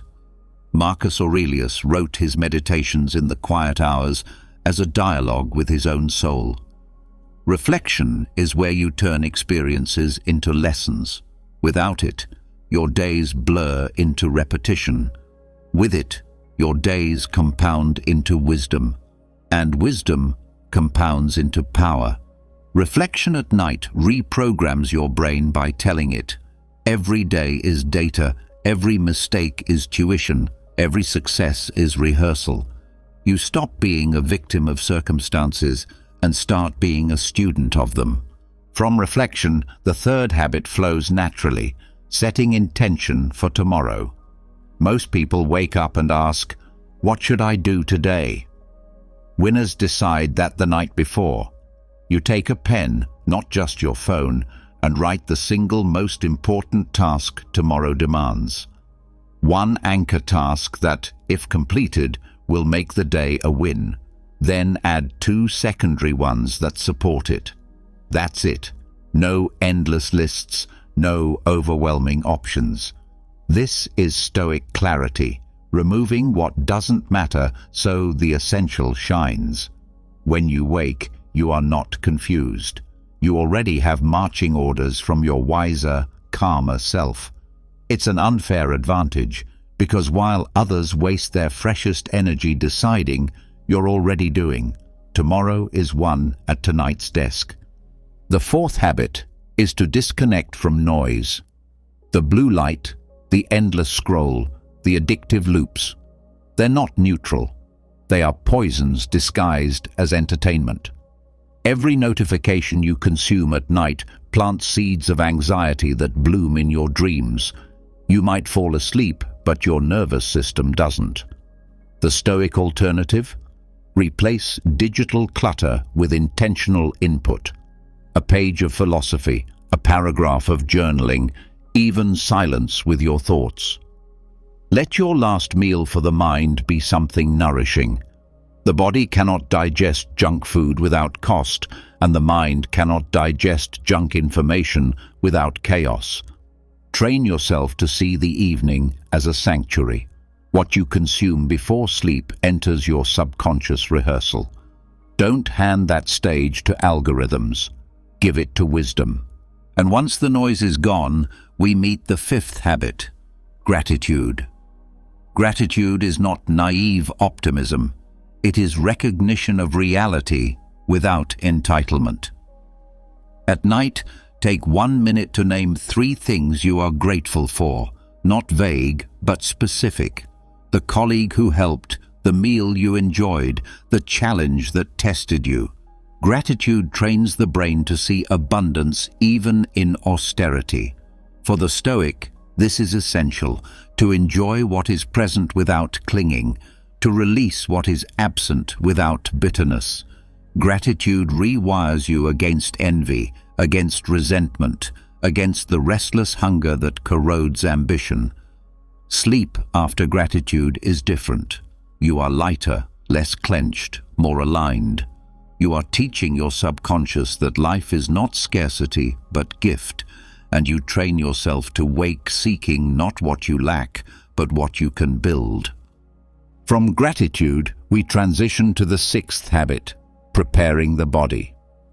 You are not a mind floating in space. You are flesh, chemistry, muscle. If you abuse your body at night, your brain pays the price in the morning. This means respect your sleep cycle. Dim the lights an hour before bed to tell your circadian rhythm it's time. Stretch lightly or take a brief walk to release the day's tension. No heavy meals, no excess stimulants, no punishment disguised as pleasure. Think of your body like a warrior's weapon. You clean it, sheath it, and lay it down ready for tomorrow's battle. The Stoics didn't worship the body, but they respected it, because without it, the mind is a prisoner. Train yourself to see your evening routine as sharpening the blade. The sharper the blade, the cleaner the cut through tomorrow's challenges. And then, the seventh habit, reconciliation. This one is harder, but perhaps the most powerful. Do not let the sun set on bitterness. If there is someone you wronged, if there is anger still coiled in your chest, release it. Write the message, or at least write the words you would say. Forgive or prepare to ask forgiveness. This is not weakness, it is strategy. Anger carried into sleep multiplies. Reconciliation resets you. The Stoics taught that we cannot control other people, but we can control the state we fall asleep in. Imagine ending each day with your slate clear, your conscience lighter, your energy unburdened. You wake with space to create, not with chains to drag. Put these 7 habits together and your nights transform. You shut down chaos. You reflect and harvest wisdom. You set tomorrow's intention. You silence noise. You practice gratitude. You prepare the body. You reconcile the heart. Do this for 30 nights, and you will not recognize yourself. Your mornings will stop being battles with exhaustion and start being coronations of clarity. Your days will stack, not scatter. Your self-respect will grow because you are no longer betraying yourself in the hours no one else sees. So tonight, before you scroll, before you collapse, before you numb yourself with distractions, remember this: the night is not an afterthought. It is the forge. Treat it as sacred, and your brain, your body, your soul will obey. The Stoics didn't wait for morning to live with discipline. They carried it into the night because they knew that character is not built in the spotlight, but in the dark. Your evenings are either eroding you or reprogramming you. Choose wisely. Tonight, make it the beginning of your next transformation. We ended our last journey by stepping into the night, discovering how the final hours of the day can be turned into a forge that reprograms your brain and prepares you for dawn. But strength isn't measured only in how you wake or how you rest.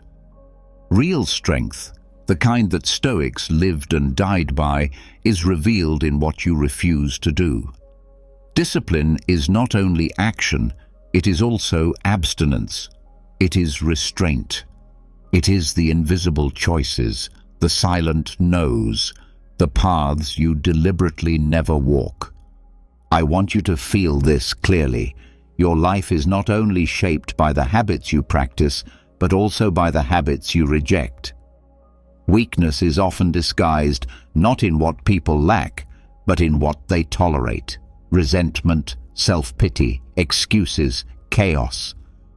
The difference between those who crumble under life's weight and those who carry it with dignity is not superhuman talent, but the ability to stop feeding what erodes them. Mentally strong people live by subtraction. They remove the unnecessary, the poisonous, the distracting, and they grow lighter, sharper, and harder to shake. This isn't about being cold or rigid. It's about being unbribable by impulses and unbreakable by circumstances. The Stoics didn't teach us to add endless complexity to life. They taught us to simplify, to identify what weakens us, and to never give it permission. So today, we walk through 10 things mentally strong people never do, not because they're perfect, but because they've trained themselves to see the trap before they step in it. As you listen, I want you to ask yourself, which of these traps still has my name on it? Where do I secretly surrender? Where do I allow habits to govern me instead of the other way around? By the end, if you're honest with yourself, you'll see not just ideas but a new standard, a standard that can make you calmer, clearer, and far harder to defeat. The first thing mentally strong people never do is indulge in self-pity. Self-pity is poison disguised as comfort. It feels like a warm blanket, but it suffocates your potential. The Stoics knew this well. Epictetus, born a slave, crippled in body, refused to pity himself. He taught that circumstances are external. Your judgment of them is the only thing within your control. When you indulge in self-pity, you teach your brain to believe life is happening to you instead of through you. You narrate your story as if you are powerless, when in reality, you always hold the pen for your response. Self-pity wastes energy you could use for change. Strong people feel pain, but they refuse to camp there. They stand up, they analyze, they adapt. Self-pity is seductive because it absolves you of responsibility. But that same absolution strips you of your agency. Mentally strong people trade pity for perspective. They ask, what can I learn? What can I still do? Where is the dignity in moving forward? That's how they transform pain into progress. This naturally transitions into the second thing. Mentally strong people never give away control. They don't hand over their emotions, their peace, or their time to every provocation. Think of how easily people today are baited by comments, by gossip, by likes and dislikes. That is slavery in modern form. The Stoic idea of freedom is not doing whatever you want. It's not being owned by external noise. Marcus Aurelius reminded himself, you have power over your mind, not outside events. Realize this and you will find strength. Mentally strong people live by that line. They don't let a stranger on the internet decide their mood. They don't let traffic determine the tone of their evening. They don't let insults redirect their values. To give control is to admit you have none. Strong people reclaim it. They pause, they breathe, they respond from principles, not from provocation. That refusal to be hijacked is what makes them unshakable. And that leads us into the third thing. They never chase perfection. Weakness hides under the illusion of flawless living, waiting until everything is ideal, refusing to act until there's zero risk of error. But the Stoics despised perfectionism because it is a form of cowardice dressed in ambition. Seneca said, "While we waste our time hesitating, life is slipping away." Mentally strong people move with imperfection. They understand mistakes are tuition, not tombstones. They act, they adjust, they improve. They never let the fear of flaw keep them from progress, because perfection is not strength, it's paralysis. The fourth is this: mentally strong people never compare themselves destructively to others. Comparison is the thief not just of joy, but of authenticity. In the age of constant visibility, it is easy to let other people's highlight reels poison your self-respect. The Stoics warned against it. You are not in competition with your neighbor's fortune, but with your own potential. Strong people admire others without envy, learn without resentment, and return their gaze to their own path. They know comparison corrodes gratitude, and without gratitude, strength decays. The fifth trap they avoid is holding grudges. Resentment is a silent chain that ties you to the past. You think you are punishing someone else, but you are really rehearsing the same wound every day, reopening it with your memory. The Stoics taught us to focus only on what is within our control. The past is not. Strong people forgive, not to excuse, but to free themselves. They release grudges because they refuse to let the dead weight of bitterness drain their present strength. From here we move into the sixth. Mentally strong people never fear solitude. Weakness seeks constant distraction, constant noise, constant validation. Strength is forged in silence. The Stoics practiced solitude deliberately. Time away from the crowd, time to examine, to reflect, to plan. If you cannot be alone with your thoughts, you are not yet free. Strong people use solitude as a forge, not a prison. They emerge from it sharper, not lonelier. The seventh thing mentally strong people never do is waste energy on what they cannot control. They don't rage endlessly at politics, weather, markets, or other people's choices. They conserve their energy for their own actions, their own character, their own standards. This focus makes them effective, while others scatter themselves into exhaustion. The eighth, they never expect immediate results. Weakness is impatient, always demanding fruit before the seed has even broken the soil. Strength is patient, persistent, prepared to water daily without applause. The Stoics lived by long horizons. They knew that virtue is built like muscle, slowly, invisibly, then suddenly, undeniably. Mentally strong people trust the compound effect of discipline.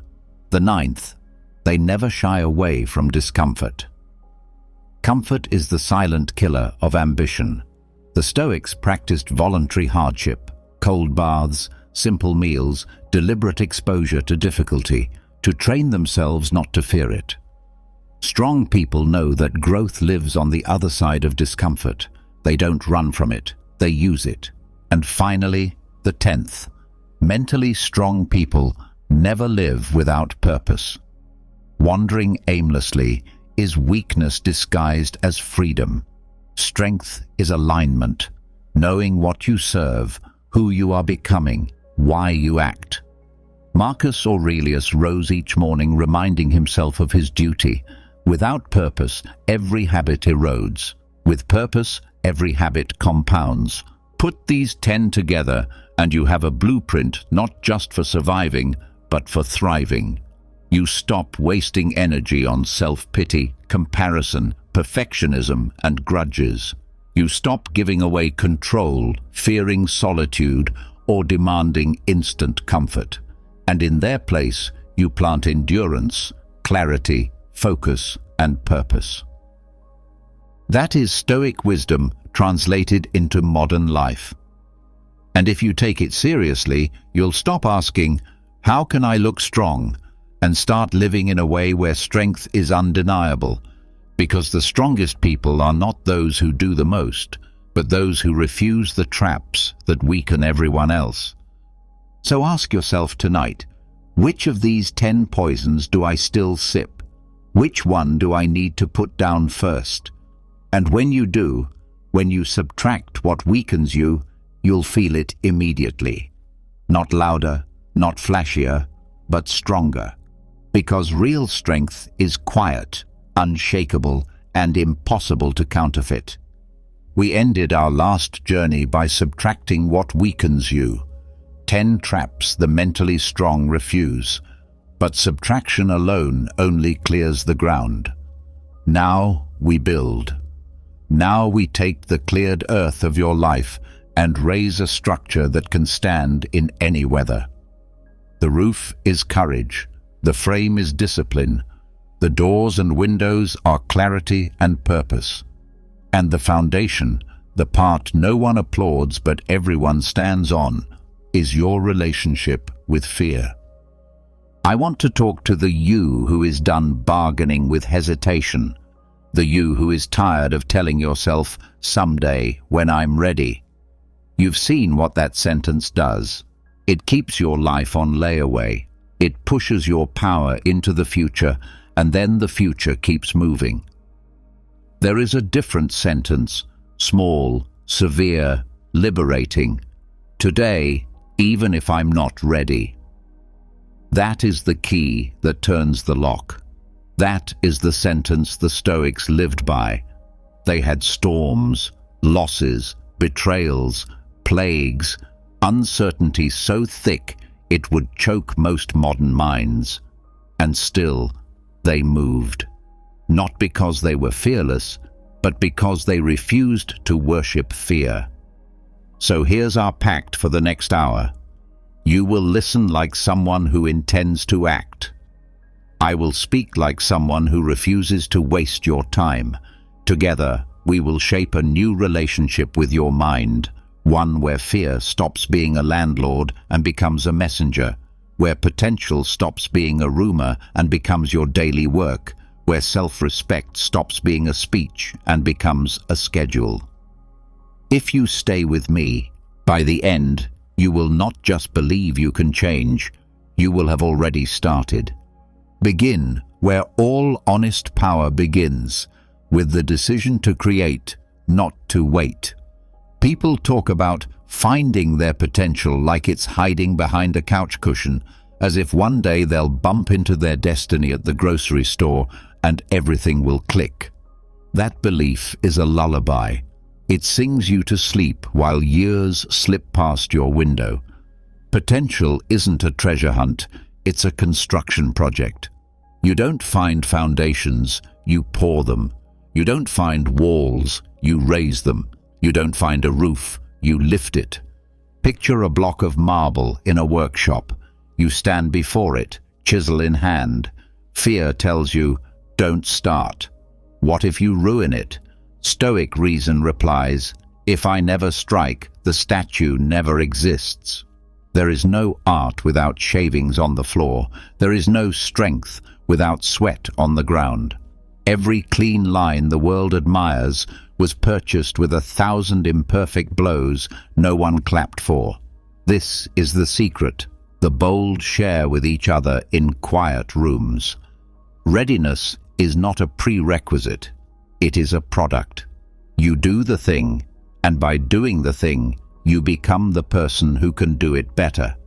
You do not act because you are confident. You become confident because you acted. That first strike is the beginning of sovereignty. But to keep striking, you must make peace with fear. Not a truce that keeps you timid, but a conversion that turns fear into a compass. You are not afraid of everything. Your fear clusters around what matters: your craft, your reputation, your relationships, your mission. That's the first reframe. Fear is a highlighter pen that circles the pages of your life worth reading twice. When your stomach tightens before a conversation, that is importance.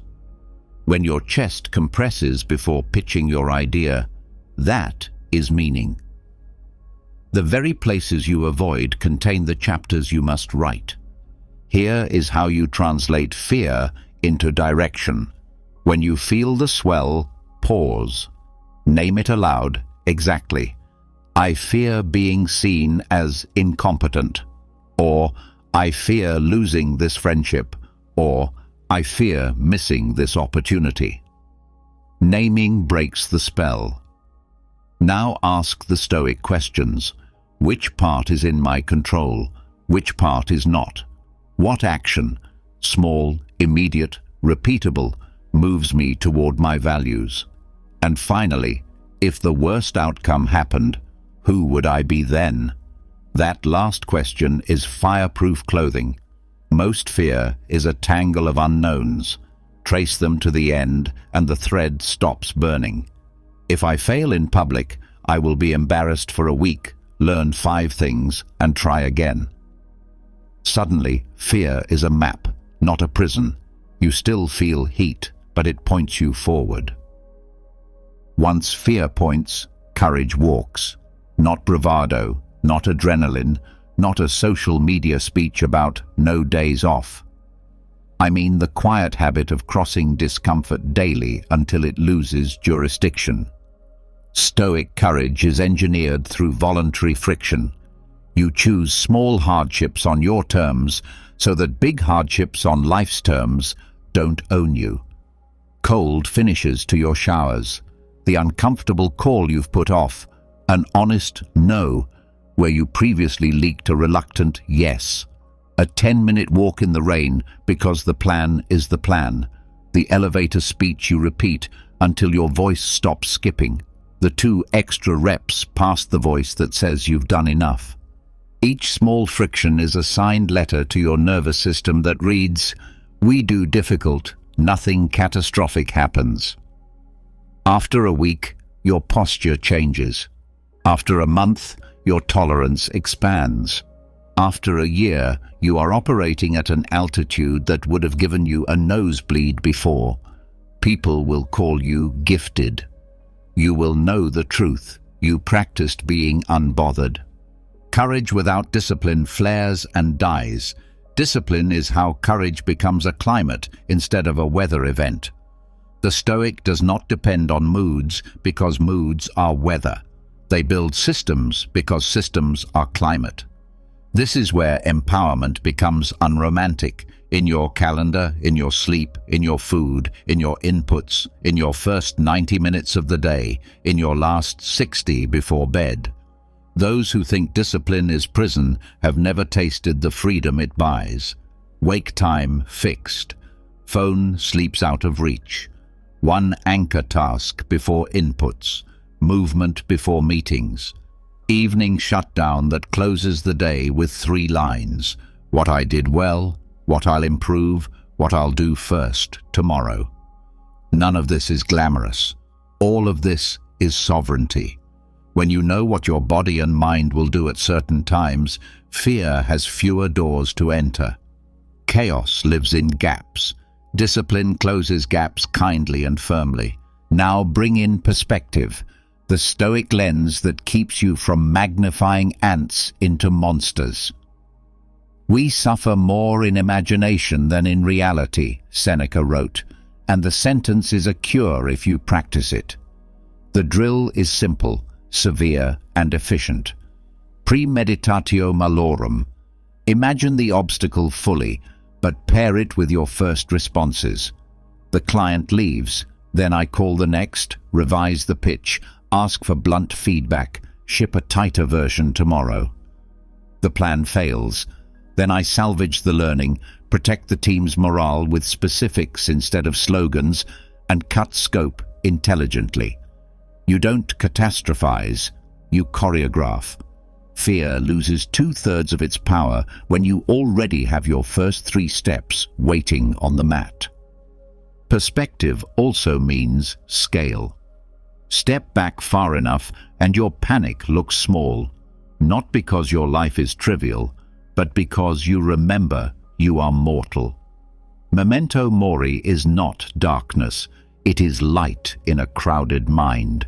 You are going to die. That fact does not make you reckless, it makes you precise. Half the things you fear today will not matter in 5 years. Half the fights you are tempted by tonight do not deserve your dawn. When you remember your edges, your center sharpens. You apologize faster. You start difficult projects earlier. You stop storing your best words for some hypothetical audience and you tell the truth while the person you love can still hear it. With discipline and perspective, you are strong enough to choose something heavier: purpose.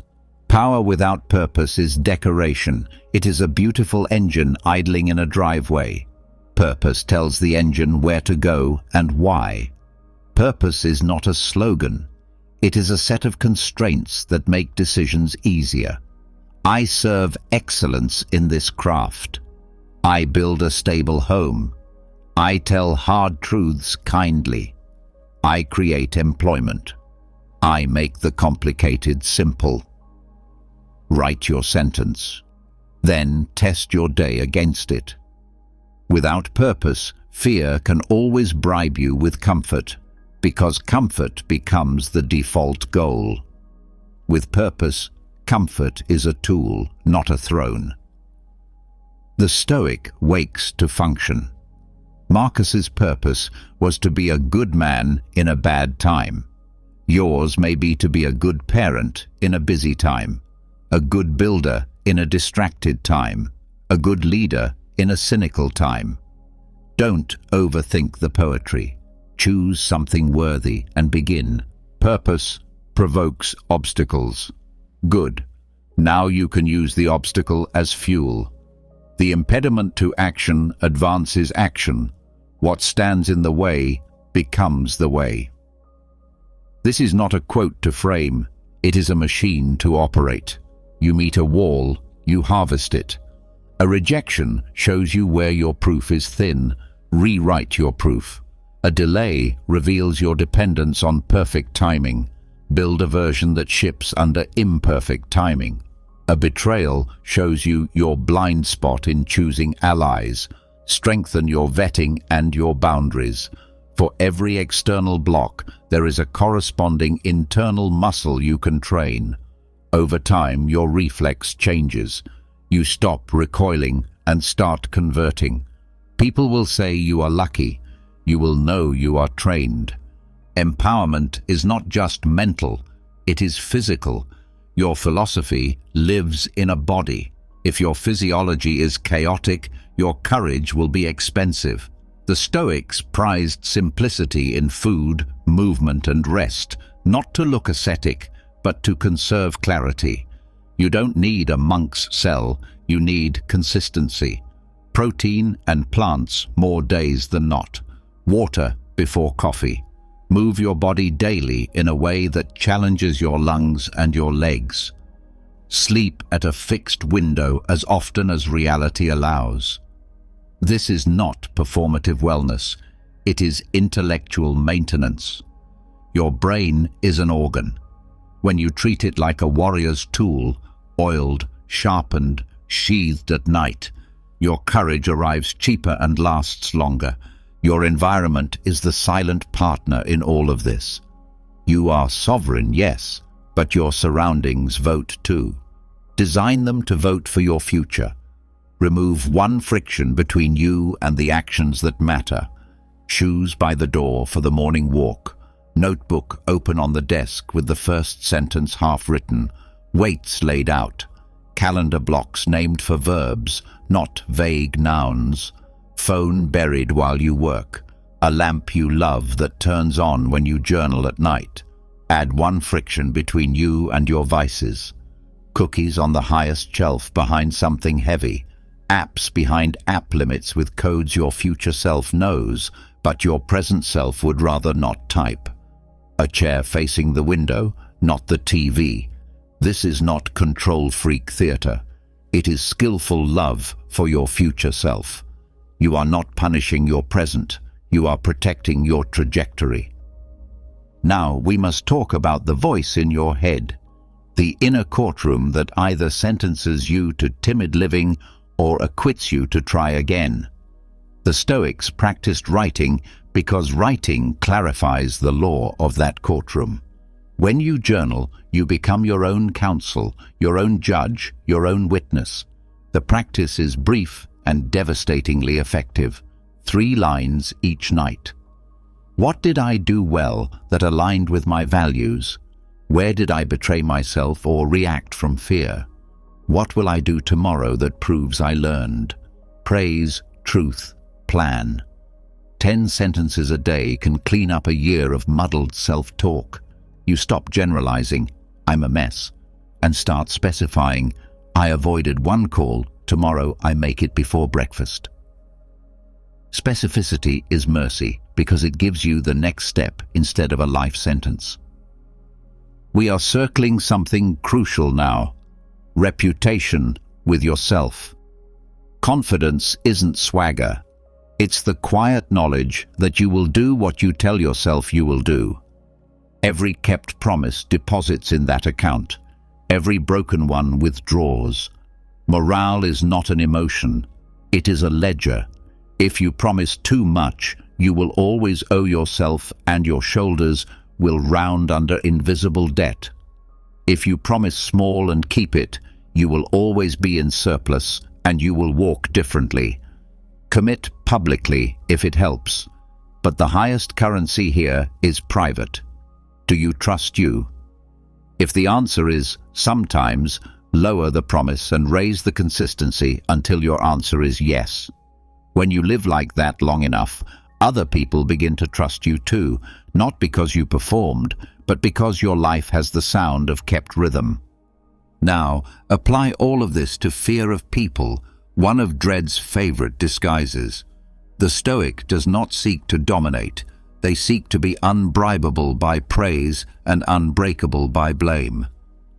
Your self-respect cannot be rented to applause. When someone applauds, say thank you and continue your standards. When someone criticizes, say thank you and search for the 10% that teaches you. You do not speed up because they clapped. You do not slow down because they scowled. That evenness is a scandal in a world addicted to reaction. It will look like arrogance to the insecure. It will look like oxygen to the capable. Keep going. You are not ice. You are iron, warm when forged, straight when cooled. Failure deserves her own paragraph. She is not a villain.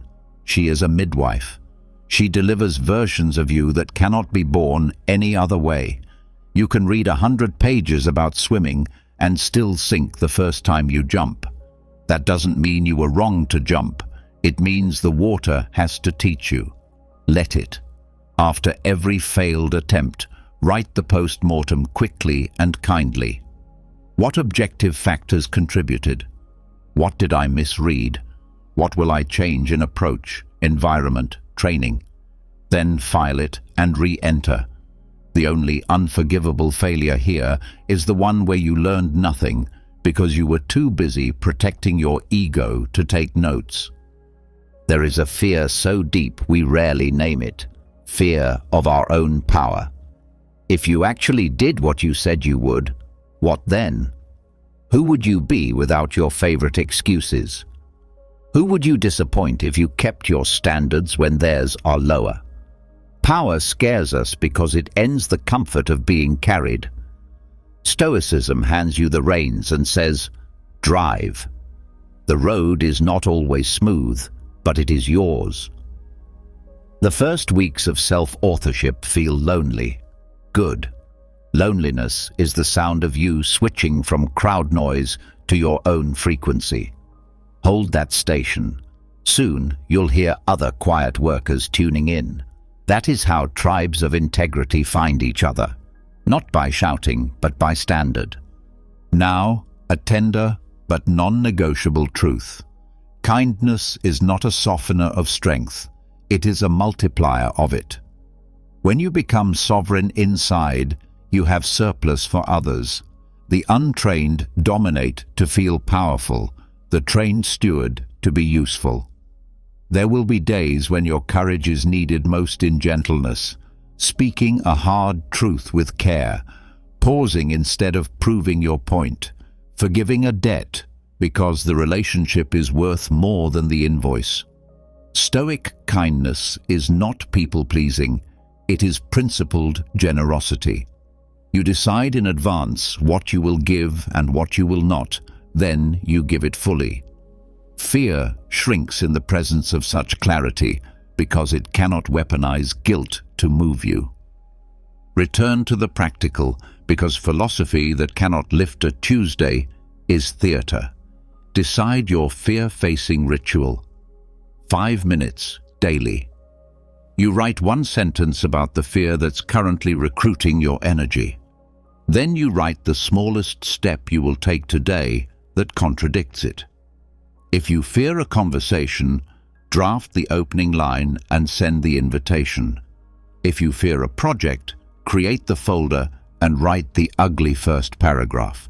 If you fear leaving a numbing habit, move the trigger item out of reach and replace that hour with a walk and a call to someone whose standards challenge you. Record the action. Tomorrow, add 1 inch. A month of inches becomes a mile you will be proud to have walked. Guard your mornings and your nights, the two edges that shape every day between. Dawn is decision. Dusk is digestion. At dawn, you choose the levers you will pull. At dusk, you metabolize what happened. The more intentional these edges, the calmer the middle. If your morning is yours for the first hour, you won't feel robbed when the day requires you. If your evening belongs to reflection, gratitude, and forgiveness, you won't carry the toxins of today into tomorrow's blood. You will be tempted to measure your transformation by other people's reactions. Don't. The first proof is internal. Are you clearer, quieter, quicker to correct yourself, slower to accuse others? Are you keeping promises at a higher rate? Are you more unbothered by noise, more sensitive to truth? Do you feel less supervised by fear? These are the metrics that matter. The external confirmations will arrive, opportunities, alliances, trust, but they come late. They arrive after you have already built the muscles. Receive them with humility and keep training. Let's bring all of this into a single day so you can feel how it breathes.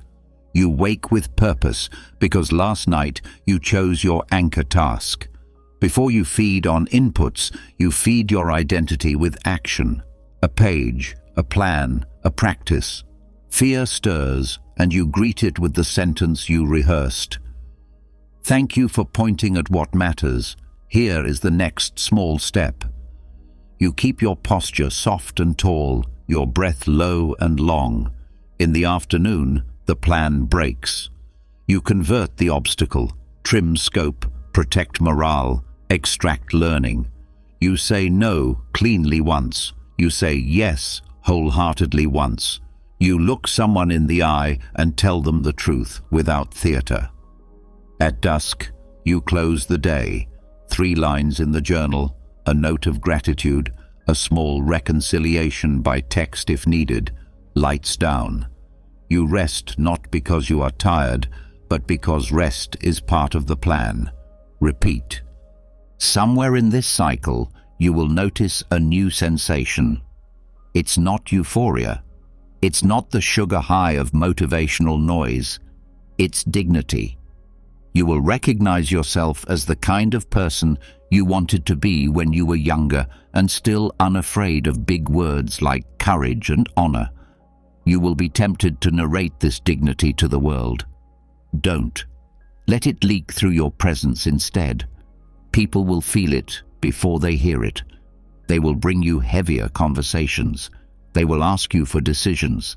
They will trust you with things they don't post about. Not because you demanded it, but because you trained to be trustworthy when no one was clapping. On the days you slip, and you will, do not hold a trial. Hold practice. Return to the smallest standard. If you broke your morning, keep your evening. If you lost your temper, own it and repair. If you avoided the call, make it now. The only way fear wins is if you dramatize your detours into definitions. You are never the worst thing you did on a tired day. You are the next small standard kept.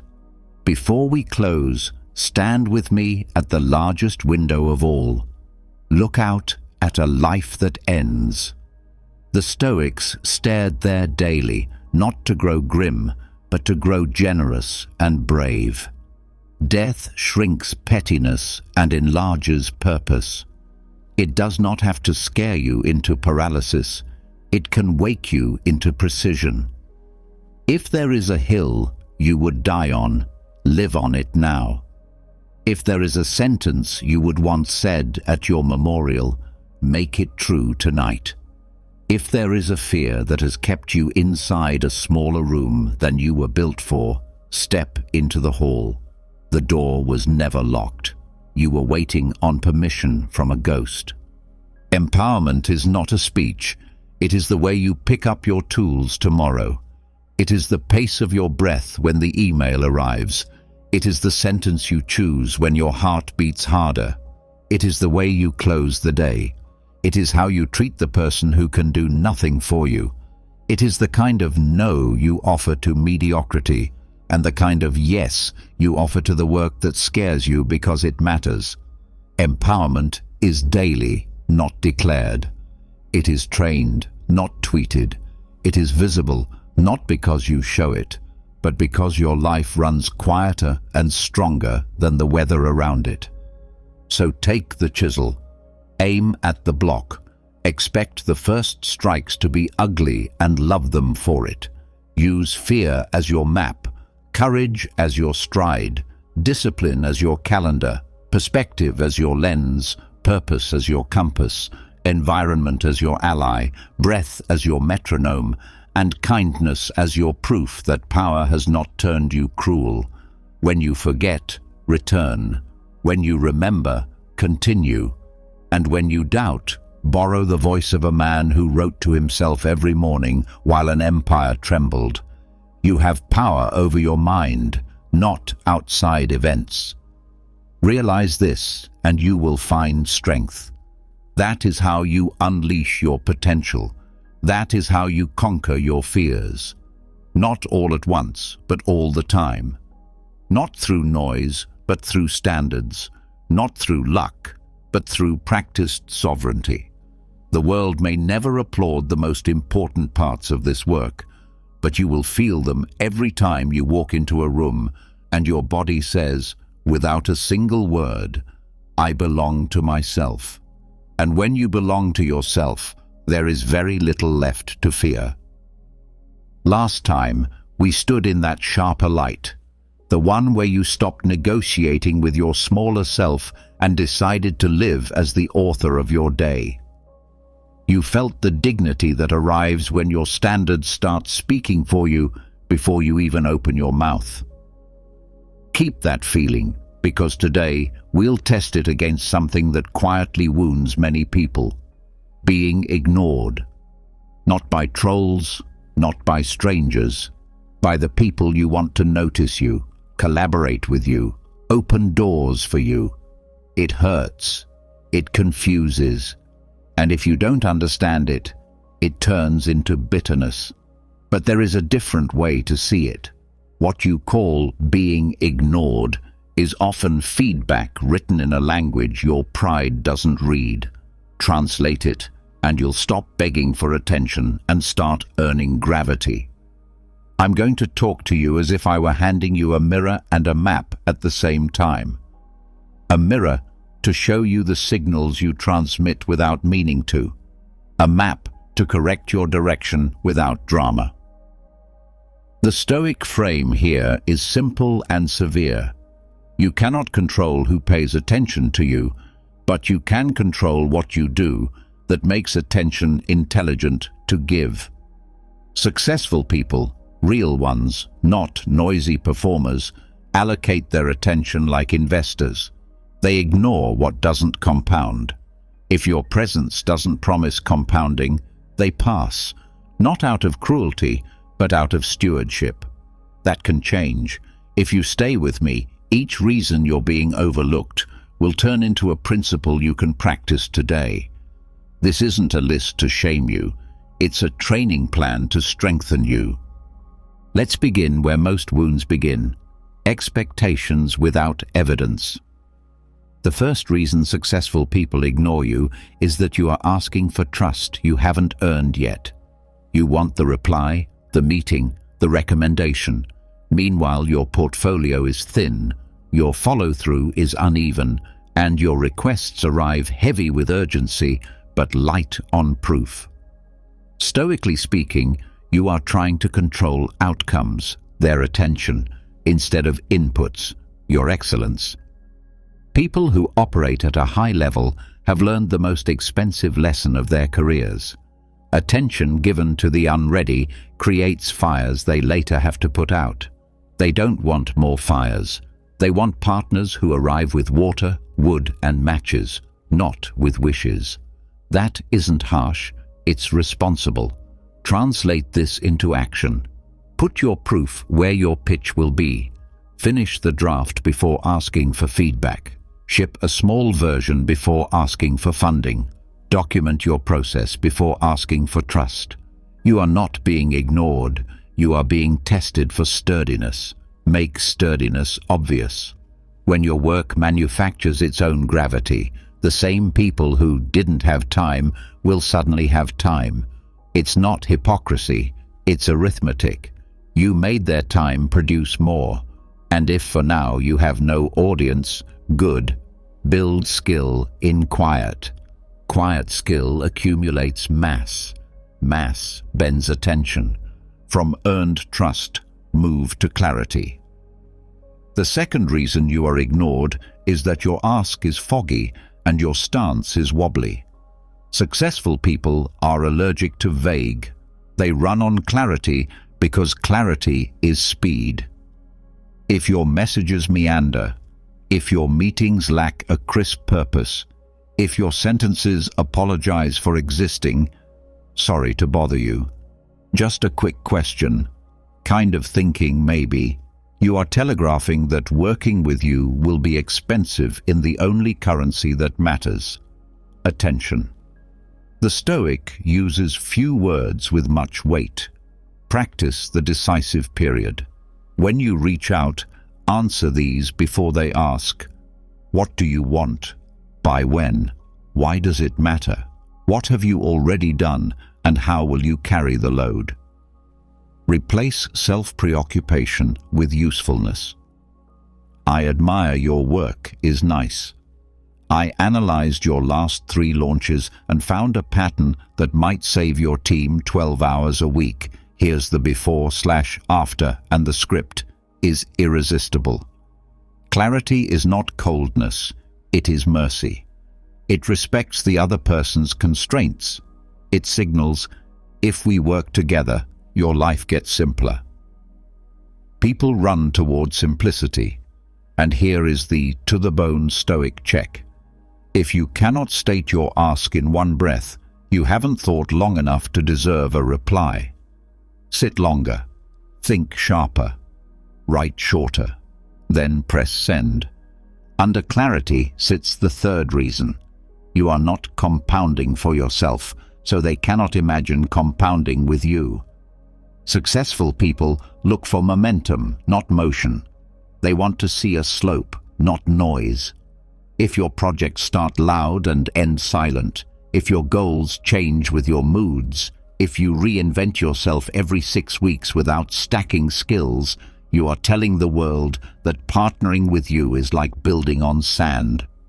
The Stoic seeks compounding through repetition with refinement. Choose a lane and accrue evidence inside it until your very name becomes shorthand for reliability in that domain. That doesn't mean being narrow, it means being cumulative. Write 1 essay a week for a year, not 12 essays in a week, followed by silence. Make one product better with feedback loops, not 5 products that share no learning. Record your systems, publish your progress, not your promises. When your public trail shows compounding, successful people can predict the future with you in it, and they like predictable futures. Your consistency lets them allocate. Without it, your enthusiasm looks costly.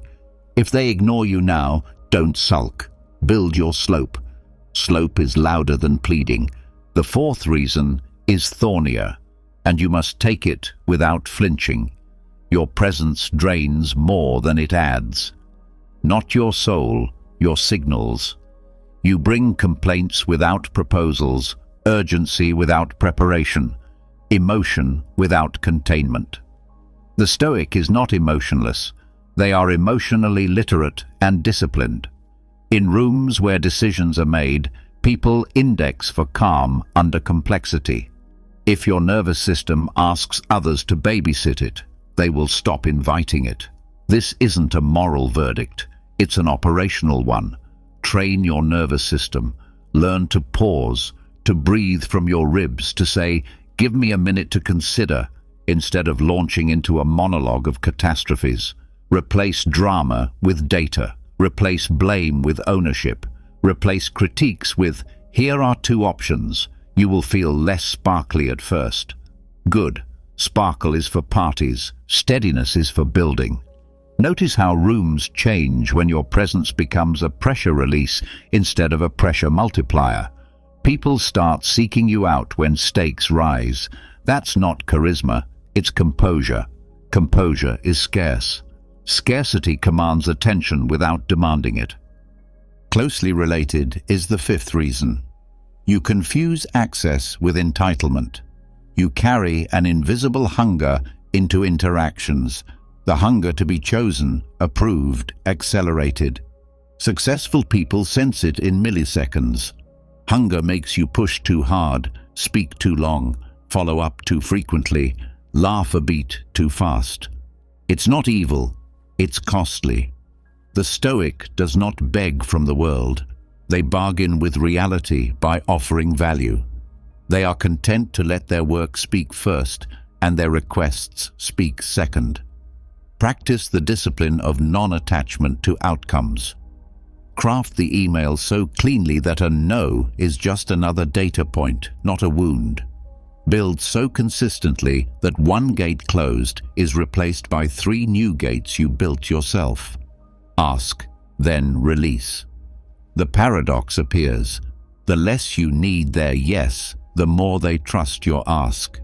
This isn't spiritual fluff, it's human systems. People don't like to be cast as saviors, they like to be cast as collaborators. Remove the scent of entitlement, and your same sentence reads differently. Calmer, more adult, more equal. You're not beneath them, pleading. You're beside them, proposing. Reason 6 is brutal because it hides under flattery. You want mentorship before you've honored apprenticeship. You collect conversations with impressive people like souvenirs and call it networking.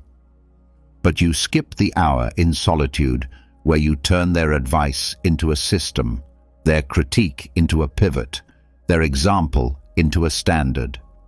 Their inbox fills with people who want proximity to status. It overflows with almost no one who returns with proof of applied counsel. Be the rare returner. Here's what I built from your suggestion. Here are the numbers. Here's what broke. Here's how I fixed it. Here's my next iteration. That line is a doorway. It tells them you don't want a hero, you want a coach. Coaches love players who practice. The Stoic's humility is not a performance. It is a work ethic. You can be unknown and still be treasured if your follow-through makes the relationship compounding. If you have no mentor, apprentice yourself to your craft. Do the reps other people talk about. When you finally ask for help, your muscle memory will be obvious. Mentorship becomes efficient for them because you already learned to teach yourself. Reason 7 is painful to hear and liberating to fix. Your environment contradicts your talk. You say you're serious, but your calendar is cluttered with unserious commitments. Your friends roll their eyes at standards. Your desk looks like a crisis. Your nights leak into your mornings. Your inputs are junk food for the mind. Successful people don't require perfection, but they do scan for congruence. If you ask for access to their systems while living in chaos, they will withdraw, not to judge you, but to protect what they've built. Stoicism is practical architecture. Clean your environment until it starts teaching you without you having to think. Place your tools where your hands expect them. Give your day a spine, an anchor task in the morning, a shutdown ritual at night. Place frictions between you and your vices. Remove frictions between you and your work. When your room, your schedule, your relationships start echoing your words, people feel it. They may not compliment your new lamp or your tidy files, but they will sit longer in your presence, answer quicker, share more. Environments are silent but loud. Make yours speak the language of steadiness and care. The 8th reason, maybe the most decisive, is that you haven't made peace with being overlooked long enough to become undeniable. The world pays late. It pays after your consistency has bored your ego. It pays after your friends move on to shinier projects. It pays after you've learned to manufacture your own encouragement and your own deadlines. Successful people notice this. They watch who keeps going when applause fades. Not because they're cruel, but because that's the only filter that reveals whether compounding is real. The Stoic calls this endurance without theatrics. Can you keep a promise to yourself for 90 days without posting about it? Can you build an asset weekly for a year without demanding a parade? Can you dislike the quiet and keep working in it? When you can, the world starts believing your time horizon matches theirs. Long horizons attract long horizons. Suddenly, you are not being ignored. You are being invited, not to be rescued, but to row in sync. Now, let's sew a single thread through all 8. Behind each reason sits the same Stoic law. Focus on what you control: your clarity, your craft, your consistency, your composure, your detachment, your apprenticeship, your environment, your endurance, and let attention be a byproduct, not the product. Attention is fickle. Value is compounding. If you build value with a calm spine, attention arrives precisely when it's useful and not a minute before.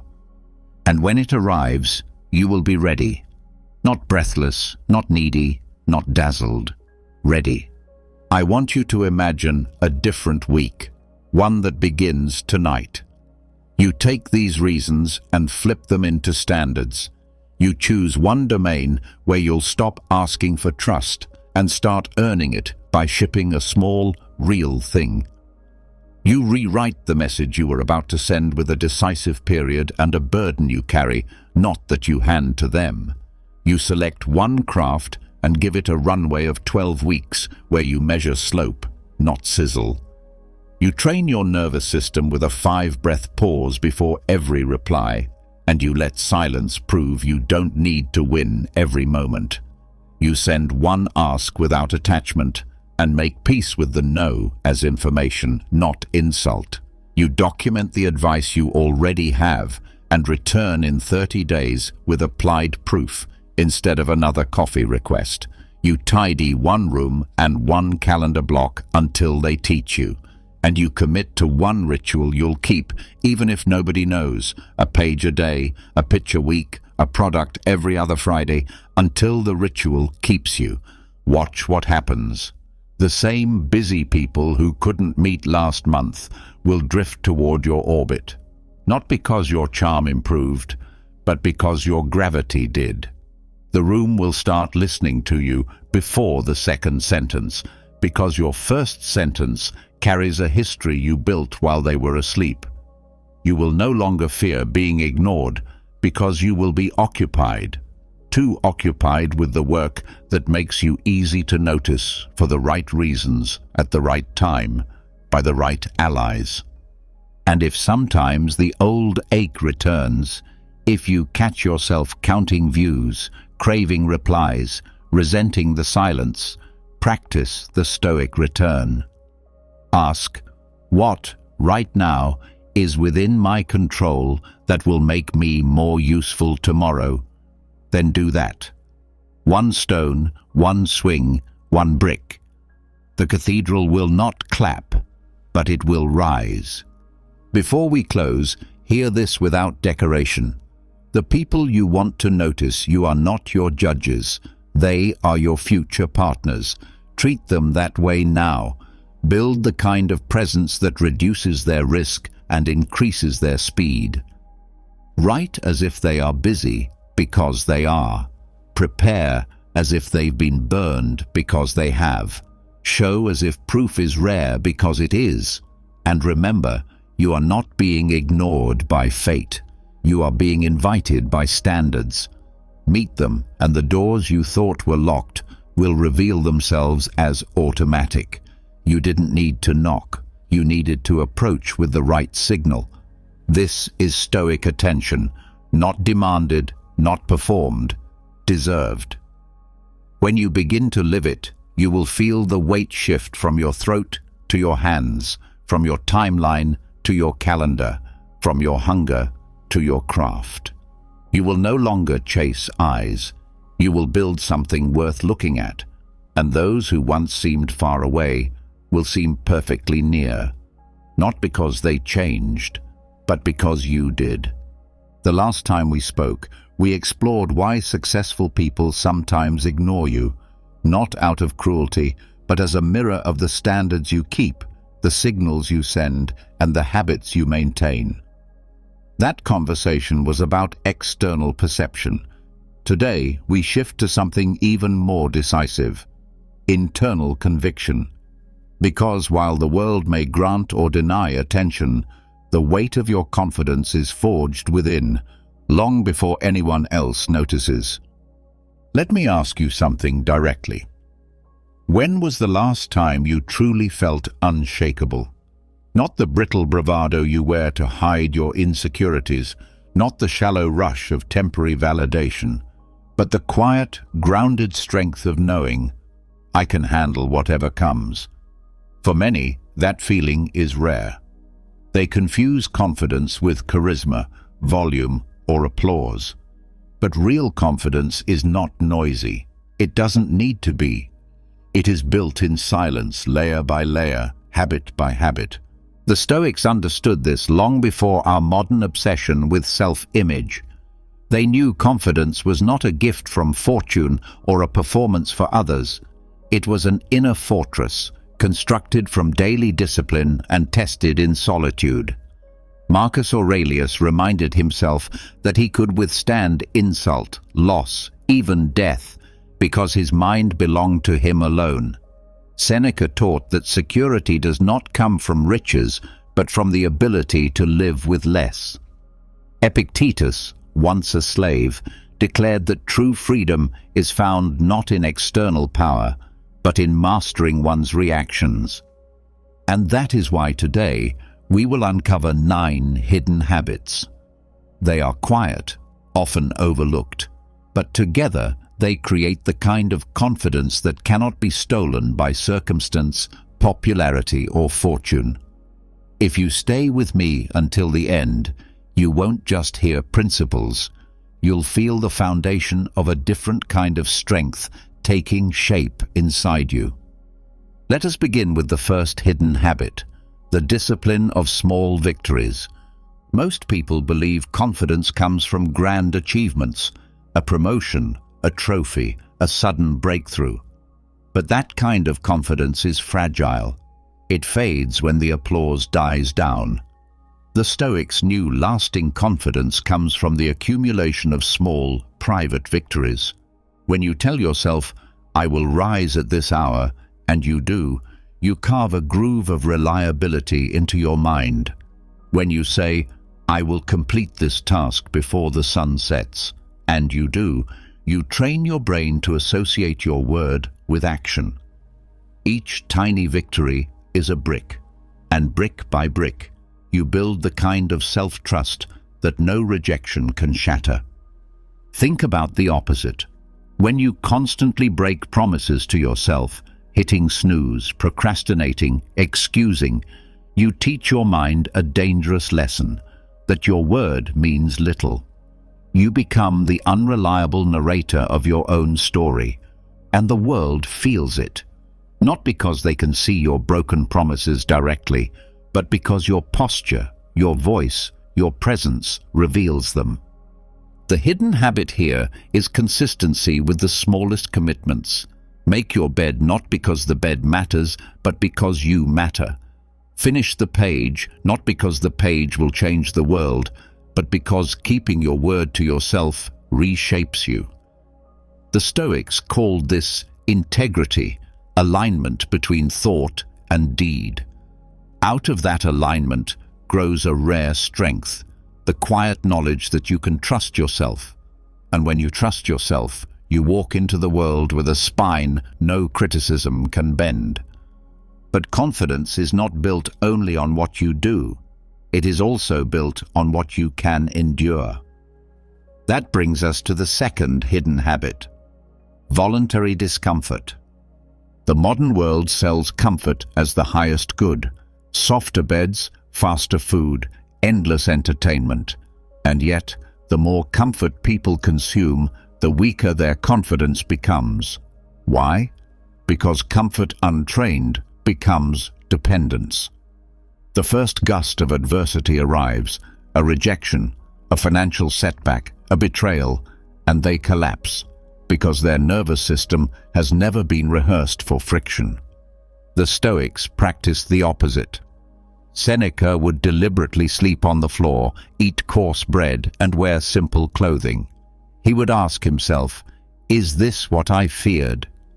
In that question lies the secret. By choosing discomfort, he shrank his fears. He proved to himself that he could live with less, that he was not owned by luxury or convenience. That knowledge made him unshakable in the Senate, in exile, in crisis. You don't need to become an ascetic, but you can practice small acts of voluntary hardship. Take the stairs, fast for a meal, step into the cold shower, speak the truth when silence would be easier. Each time you do, you tell your body and mind, "I can endure more than I think." Over time, discomfort ceases to be an enemy and becomes an ally, and the man who befriends discomfort walks into life with an authority the pampered never know. From here, confidence demands another hidden habit: mastery of your inner dialogue. Most people lose the battle for confidence not because of external critics, but because of the tyrant in their own heads. That voice that whispers, "You're not enough. You will fail. They are watching. You are weak." Left unchecked, it corrodes every attempt at courage. The Stoics answered this voice with reason. Marcus Aurelius wrote his meditations as daily reminders to himself. You have power over your mind, not outside events. Realize this, and you will find strength. This was not a mantra of blind positivity. It was a training of thought.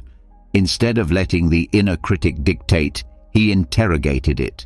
Is this thought true? Is it useful? Is it within my control? If not, he discarded it. The hidden habit here is journaling your dialogue. Each night, write down the loudest fears or criticisms you carried. Then, as a Stoic, cross-examine them. Which belong to you, and which are echoes of others? Which are within your control, and which are noise? Over weeks, you will notice a shift. The tyrant's voice grows weaker, the judge grows calmer, and the space between stimulus and response expands. That space is confidence, because in it, you choose your reaction. Now, let's transition to the fourth hidden habit: respecting your body as the vessel of your mind. Confidence is not only mental, it is embodied. If your body is neglected, your confidence limps. The Stoics did not worship the body, but they respected it as the instrument through which reason and virtue are expressed. Marcus practiced military drills. Epictetus, despite his physical disability, stressed the discipline of maintaining one's strength. Ask yourself, how do you carry yourself? Do you walk like a question mark or like an exclamation point? Do you fuel your body with chaos or with clarity? The hidden habit here is stewardship. Move daily, not for aesthetics, but for stamina. Eat with intention, not for indulgence, but for fuel. Sleep as discipline, not for escape, but for repair. When you respect your vessel, your presence speaks before you do, and people can feel when a man or woman is at war with themselves versus when they are in alignment. That feeling translates into credibility, credibility into trust, trust into confidence. Confidence also demands mastery over time, and that leads us to the fifth hidden habit: guarding your mornings and evenings. The world is loudest at noon. Messages, demands, noise. but dawn and dusk are yours, if you claim them. Successful Stoics understood that the edges of the day are where self is forged. Marcus began each morning reminding himself of the hardships to come, not to dread them, but to prepare. Each evening he reflected on what he did well, where he faltered, and how he would improve. The hidden habit here is ritual.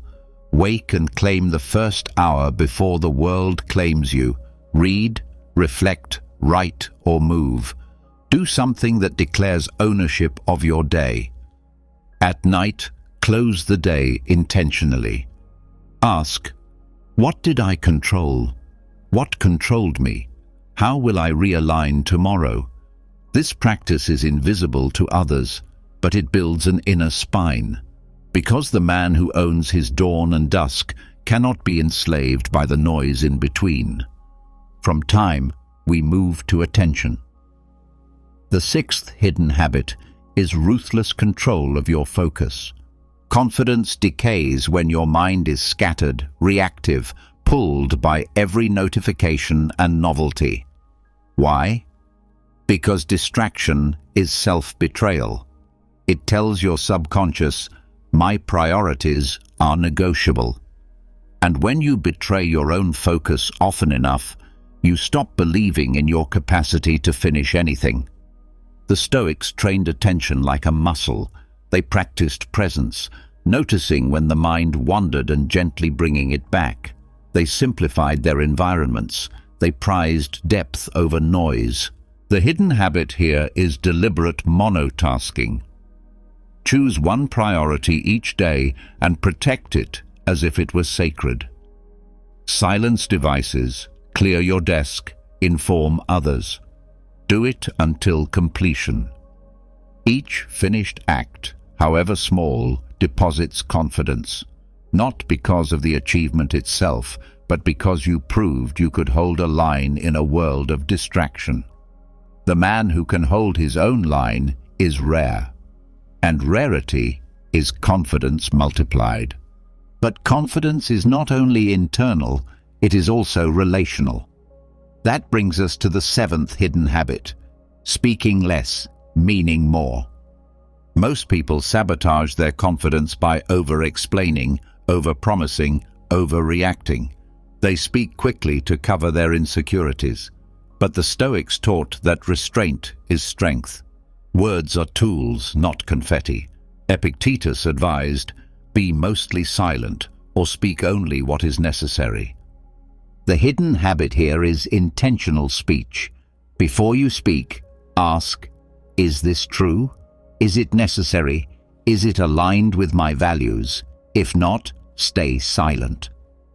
At first, it feels unnatural, but over time, silence becomes gravity.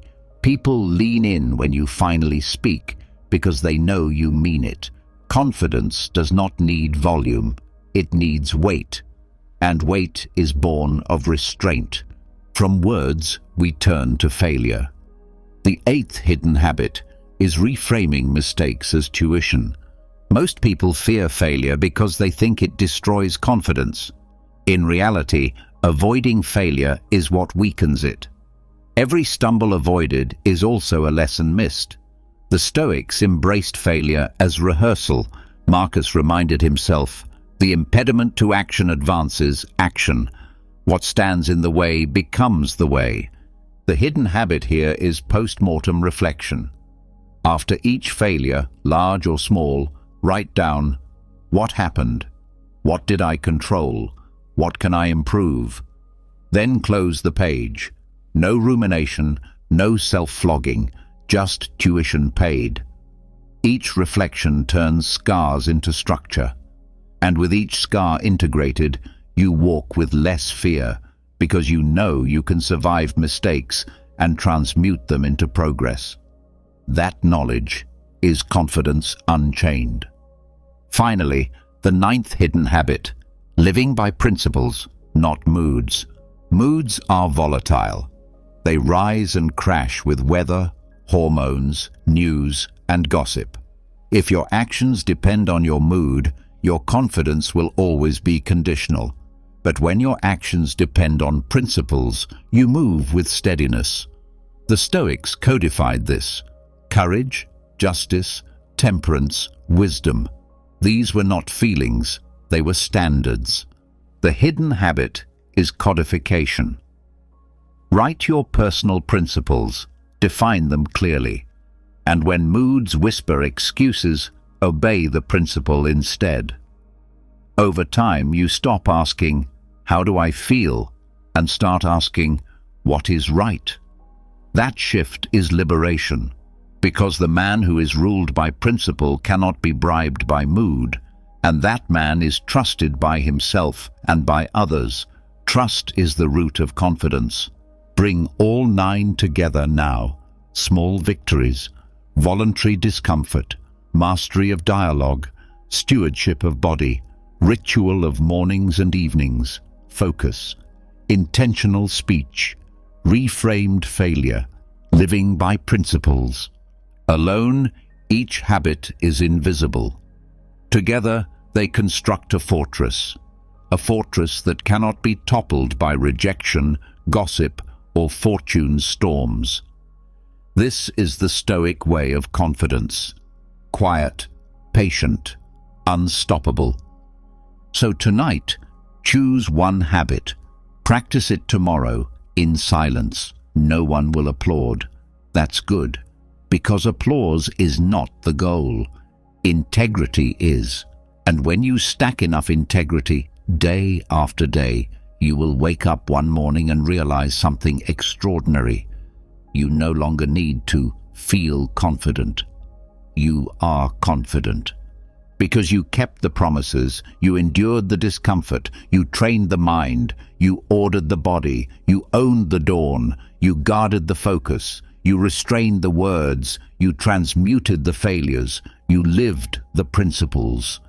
That is what it means to walk with unshakable confidence.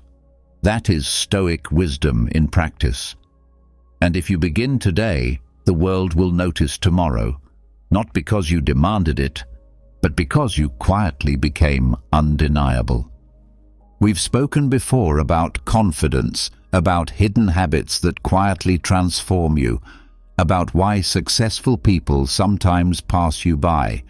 But there is a deeper question beneath all of that. Why do some people fail again and again in the same ways, while others rise from the same setbacks, stronger, sharper, steadier? Look around you, you'll see it. 2 people start with the same tools, the same time, the same challenges. One builds a fortress, the other builds excuses. One learns, the other repeats. And when you trace the difference, you find it isn't talent or luck or intelligence. It is weakness. Not weakness as a single flaw, but weakness as a way of living, a way of thinking, a way of excusing oneself from the responsibilities of growth. The Stoics knew this. Marcus Aurelius wrote each morning not to flatter himself, but to confront his weaknesses. Seneca, in his letters, admitted his failings more harshly than any enemy could. Epictetus told his students bluntly, "You may fetter my leg, but not even Zeus himself can overpower my will." These men understood that strength is not about never falling. It is about refusing to fall in the same place twice. Today, I will give you 11 reasons why weak people fail again and again. Not to condemn, but to reveal. Because once you see the pattern, you can break it. Each reason is a chain, but chains can be broken if you are willing to strike them with discipline, clarity, and courage. Let us begin. 1. They refuse responsibility. The weak man's first instinct is always to look outward. If he is late, it was traffic. If he is broke, it is the economy. If his health fails, it was his genetics. His finger always points away, never inward. This refusal feels safe, but it is fatal. Because the moment you deny responsibility, you also deny power. If the cause is outside you, then so is the solution. And so the weak remain powerless, waiting for life to become fair, for people to change, for luck to arrive. The Stoics destroyed this illusion. Marcus Aurelius wrote, "You have power over your mind, not outside events." Realize this, and you will find strength. Epictetus told his students that freedom begins when you separate what is within your control from what is not, and focus only on the first. Weak people fail again and again because they never accept this. They think responsibility is blame, when in truth, responsibility is leverage. A strong man may say, "The storm ruined my plans, but I chose not to prepare. I chose not to adapt." And in that sentence is power, because if it's yours, you can change it. The weak man blames the storm, and so he repeats the same mistake at the next rainfall. 2. They worship comfort. Comfort feels harmless, even deserved, but when repeated daily, it dulls the edge of strength. The weak cling to soft beds, easy entertainment, quick food, shortcuts, and then they are shocked when the smallest hardship breaks them. Seneca warned against this 2,000 years ago. He would deliberately eat coarse bread, sleep on the ground, and wear plain clothes. He asked himself, "Is this what I feared?" And every time, the answer was no. By practicing discomfort, he freed himself from fear of it. Weak people fail again and again because their comfort becomes their cage. They never test themselves, so the first rejection, the first cold wind, the first loss destroys them. The strong do the opposite. They invite discomfort on their terms, cold showers, early mornings, fasting, speaking the truth when silence would be easier. Each act is a rehearsal, and when life's real hardships arrive, they are ready. If you always choose the soft path, you should not be surprised when life feels hard. But if you choose the hard path, life itself becomes lighter. 3. They lack discipline. Weak people wait for motivation. They say, "I'll write when I feel inspired. I'll work when I feel ready. I'll train when I feel strong." But motivation is a guest. It comes late, leaves early, and cannot be trusted. Discipline is a resident. It is always home, waiting for you. The Stoics praised discipline as true freedom. Epictetus said, "No man is free who is not master of himself." Marcus wrote that shirking your duty because you are tired is slavery to your body. Seneca said that indulgence always chains a man tighter than hardship ever could. Weak people fail again and again because they live by moods, and moods are unstable. One harsh comment derails them. One night of poor sleep derails them. One distraction becomes a wasted day. The disciplined act not from mood, but from principle. They show up when it's boring. They train when it's inconvenient. They write when it's difficult. And that is why their results look like talent. Talent is the child of discipline raised in silence. 4. They crave approval. The weak build their lives around the eyes of others. They measure their worth in likes, applause, and praise. When celebrated, they soar. When criticized, they collapse. Their compass always points outward, never inward. Marcus Aurelius warned himself constantly about this trap. We all love ourselves more than other people, but care more about their opinion than our own.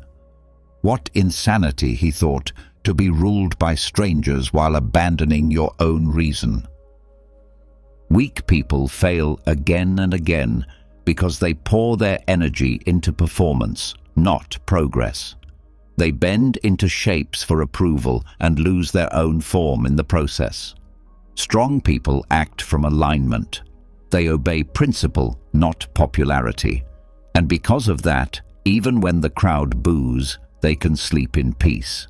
Approval is unstable. Self-respect is permanent. 5. They fear failure. To the weak, failure is a verdict. It says, "You are not enough. You should stop." And so they do. They avoid risk, avoid effort, avoid growth, until their entire life is one long avoidance. The Stoics reframed failure as tuition. Marcus wrote, "The impediment to action advances action. What stands in the way becomes the way. Every obstacle was a teacher." Seneca said, "Difficulties strengthen the mind, as labor strengthens the body." Epictetus reminded his students that adversity was not punishment, but training. Weak people fail again and again because they avoid the very experiences that would teach them how to succeed. They fear scars, not realizing that scars are the proof you have survived, learned, and grown. The strong walk into failure deliberately, not recklessly, but knowingly, because they understand this. Every failure avoided is also wisdom avoided. 6. They do not govern their minds. Weak people are slaves to emotion. Anger flares and they lash out. Fear rises and they retreat. Envy poisons them and they sabotage others. Their mind controls them instead of the reverse. The Stoics knew that mastery of the mind is mastery of life. Marcus wrote, "You have power over your mind." Epictetus said that between stimulus and response lies judgment, and judgment is a choice. Seneca rehearsed insults in advance, so when they came, they landed harmlessly. Weak people fail again and again because they mistake thought for truth, impulse for command, feeling for fact. The strong do not suppress emotion, but they govern it. They pause, they breathe, they decide. That pause, that space, is the difference between ruin and resilience. 7. They keep poor company. Show me who you spend time with, and I will show you your destiny. Weak people surround themselves with mediocrity, with gossip, distraction, cynicism. They underestimate the quiet gravity of environment. Seneca wrote, "Associate with those who will make a better man of you." He knew that character is contagious. Marcus surrounded himself with wise men, living or dead, and asked what they would do. Weak people fail again and again because their circle conspires against their growth. They plant seeds of virtue in poisoned soil, and when nothing grows, they blame the seed. Strong people curate ruthlessly. They would rather walk alone in clarity than in crowds of confusion. 8. They drift without purpose. The weak confuse motion with direction. They stay busy, but not anchored. They chase trend after trend, job after job, distraction after distraction. Without purpose, every obstacle feels fatal. Every rejection feels personal. Every day feels hollow. Marcus grounded himself each dawn. At dawn, when you have trouble getting out of bed, tell yourself, "I have to go to work as a human being. What do I have to complain of if I'm going to do what I was born for?" Purpose made him rise. Weak people fail again and again because they live without a North Star. The strong anchor in principle, justice, courage, wisdom, temperance. Purpose is not found, it is chosen. Without it, you drift. With it, you endure. 9. They avoid reflection. Weak people repeat the same mistakes because they never pause to examine them. They escape into distraction instead of analysis. They collapse into bed without asking, "What did I learn today?" The Stoics ended each day with reflection. Seneca asked himself nightly, "What habit did you better today? What vice did you resist? In what part are you improved?" Marcus's meditations were his accountability, not his performance. Weak people fail again and again because they skip the pause that transforms experience into wisdom. The strong turn every day into a classroom. Reflection is cheap. Avoidance is expensive. 10. They waste time. Weak people treat hours as infinite, days as disposable. They guard money but squander minutes. They waste mornings in bed, afternoons in gossip, evenings in scrolling, and then they lament their lack of progress. Seneca said, "It is not that we have a short time to live, but that we waste much of it. Time is the one resource you can never restore." Marcus reminded himself, "You could leave life right now." Weak people fail again and again because they live as if they cannot die. They postpone living, imagining endless tomorrows. The strong treat each day as a stage, each hour as currency, each moment as an arena. Waste time, and you waste life. 11. They fear death, and so they fear life. At the root of all weakness lies this, the fear of death. The weak cling to safety, to certainty, to comfort, believing they can avoid the inevitable, and in avoiding death, they avoid life. The Stoics practiced memento mori. Marcus wrote, "You could leave life right now."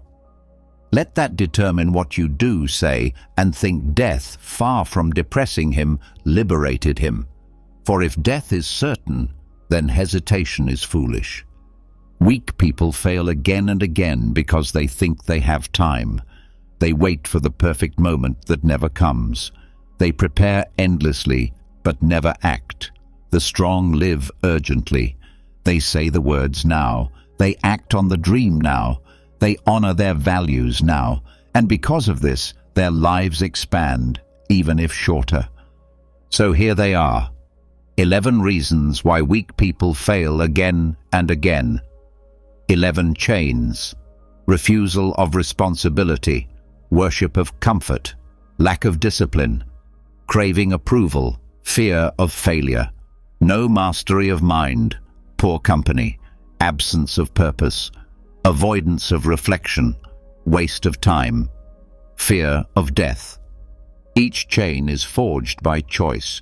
Each chain can be broken by choice. The Stoics were not superhuman. They were ordinary men who refused to live weakly. They refused to fail the same way twice. They refused to let weakness become identity. And now the question is yours. Which of these chains still binds you? Which excuse do you love too much to release? Which weakness do you protect when you should destroy it? The truth is simple. Failure is not final. Weakness is. Break the weakness, and even your failures will serve you. Ignore the weakness, and your failures will repeat until your life is gone. So, decide today. Which chain will you strike first? We just walked through why weak patterns repeat and how confidence is forged in silence. Keep that fire, because today we turn it into a laser. It's not enough to have strength. You must be able to point it. If your attention is scattered, your power leaks. If your mind keeps wandering, your best hours dissolve into guilt and little scraps of progress that never add up to a life you respect. You know the feeling. You sit down with intent. You stand up with regret. Somewhere between, your focus was stolen. I don't believe your mind is broken. I believe it's being baited every day in the same ways. The Stoics understood this before there were timelines to refresh, or inboxes to inflame. Marcus Aurelius wrote to himself like a commander settling a restless battalion. Epictetus warned that the freedom you crave lives exactly where you think you have none, in the way you attend, interpret, and respond. Seneca, with the ferocity of a surgeon, cut away the pretty lies we tell ourselves about being busy while accomplishing nothing that changes our fate. They didn't talk about hacks. They talked about dominion over the only province you truly rule, your own mind. What wrecks focus today is not a single villain, but a chorus of mental traps. They're subtle, almost polite, and that's why they are lethal. You step into them without noticing. By the time you realize it, an hour is gone, and your self-respect with it. Name them, and they lose camouflage. Counter them, and you regain the hour. Practice the counters long enough, and you regain a life. So let's go trap by trap, not with slogans, but with standards, not with blame, but with the level-headed confidence of a craftsman tuning his tools. By the end, I want you to feel something change, not a rush of motivation, but the steady gravity of a mind that belongs to itself. The first trap is the softest lie in modern work, the one that flatters our ego even as it fractures our results. You already know its name, but you may not know how deeply it owns you. Multitasking is the sweet whisper that you can split your attention and keep your effectiveness intact. It looks efficient, a podcast playing, a chat window buzzing, a half-written email open, a document blinking, your eyes moving from tab to tab like a nervous metronome. What you don't feel is the toll your brain pays at each switch. Switching is not free, it is a tax, and compound taxes are ruinous. The cost is invisible in single instances and catastrophic over a day. You finish the day exhausted with little to show for it, not because the work was hard, but because you carried a dozen half-loads back and forth instead of moving one thing all the way across. Marcus had no smartphone, but he had a court, an army, petitions, crises. He still wrote, "Concentrate every minute on doing what's in front of you with precise and genuine seriousness." That sentence is a discipline. It means one chair for one task. It means telling the world, "Not now," so that you can tell the work, "Yes," fully. It means discovering what the Stoics knew, that quality comes from presence, and presence cannot be shared among lovers. Of the task, you must be faithful. The counter is not brute willpower alone. It is design.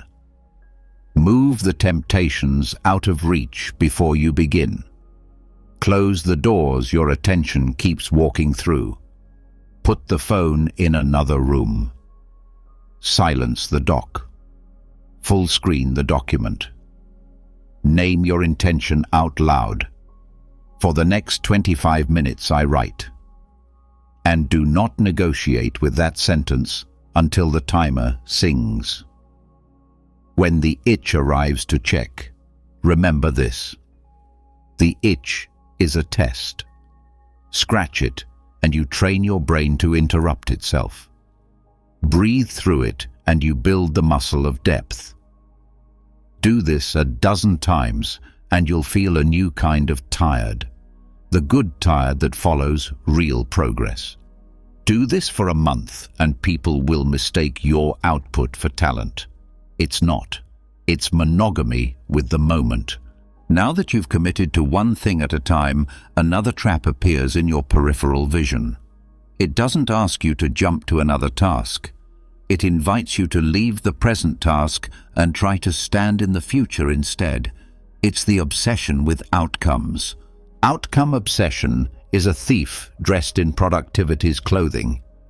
You sit to write the proposal and your mind creeps ahead. Will they like it? What if they don't? What if this is a waste? What if I never get promoted? What if I'm not meant for this? You sit to record, and your mind edits the audience's faces. You're no longer doing the work. You're arguing cases in imaginary courts. In that courtroom, you always lose. Not because the verdict is bad, but because the trial itself pulls you out of the only jurisdiction you actually control, your input. Epictetus would smile at this moment and remind you of the dichotomy, control and everything else. Outcomes, applause, algorithms, the mood of crowds, the weather, the market. These belong to fortune. Inputs, your effort, your thoroughness, your posture, your preparation, these belong to you. When you mix the two, you manufacture anxiety. When you separate them, you manufacture focus. Marcus wrote like a shovel turning soil. This is mine, that is not. He did it daily because the mind fails daily at this separation. So must you. The counter is to anchor your attention in verbs, not nouns. Nouns are outcomes, promotion, bestseller, launch. Verbs are practices, outline, call, refine, test. At the start of a block, write down the smallest verb you can complete without asking permission from the future. Draft the problem statement. Edit. Page 3. Call 2 prospects. Design 1 variation. Do it. When your mind jumps to the horizon, bring it to the step. If fear of failure shouts, answer, "My duty is effort. Fortune will decide applause." If fear of success whispers, answer, "My duty is honesty. The consequences are not my captain." You will discover a strange relief. By narrowing your aim, you hit more targets. By ignoring outcomes, you improve them. Outcomes like to be courted indirectly. You have now beaten back 2 thieves, and you feel the relief of single-tasking in the present. Then you hear it, the artificial bird call of your age. A badge count glowing, a vibration like a gnat in your pocket, the quick sugar of novelty. The third trap is engineered against you, the notification novelty loop. Your brain is ancient. It loves new things because new could be threat or food or friend. It must check. Modern devices weaponize that love into addiction. Each alert triggers a prediction. Prediction releases dopamine. Dopamine sharpens the tug to check. Checking yields a tiny payoff or a tiny disappointment. Either way, the loop tightens. You tell yourself you're just staying informed, but you've put your attention on a leash, and anyone who buys an ad can yank it. Seneca's Rome had no push notifications, but it had enough noise for him to write, "To be everywhere is to be nowhere." He did not mean never to be social. He meant never to be divided. The Stoic answer is not monkish rejection of tools. It is ruthless stewardship of them. Tools are servants. If your servants ring bells at will and drag you from the workshop, you're not a craftsman, you're a hostage. The counter is to turn unpredictable pings into predictable sessions. Pull, do not let them push. Designate windows for email, messages, news. Outside those windows, everything sleeps. Tailor your device to your mind, not your mind to your device. Grayscale your screen to bleach the candy coating. Remove social apps from your phone. Use the browser for them on a desktop. In a standing session you must walk to. Set VIP notifications for the very few who can interrupt without debt. Put your phone in a literal drawer during deep work. This is not dramatic. This is the minimum respect your work deserves. Remember, if you don't program your attention, someone else will, profitably. You have reclaimed the room from beeping idols.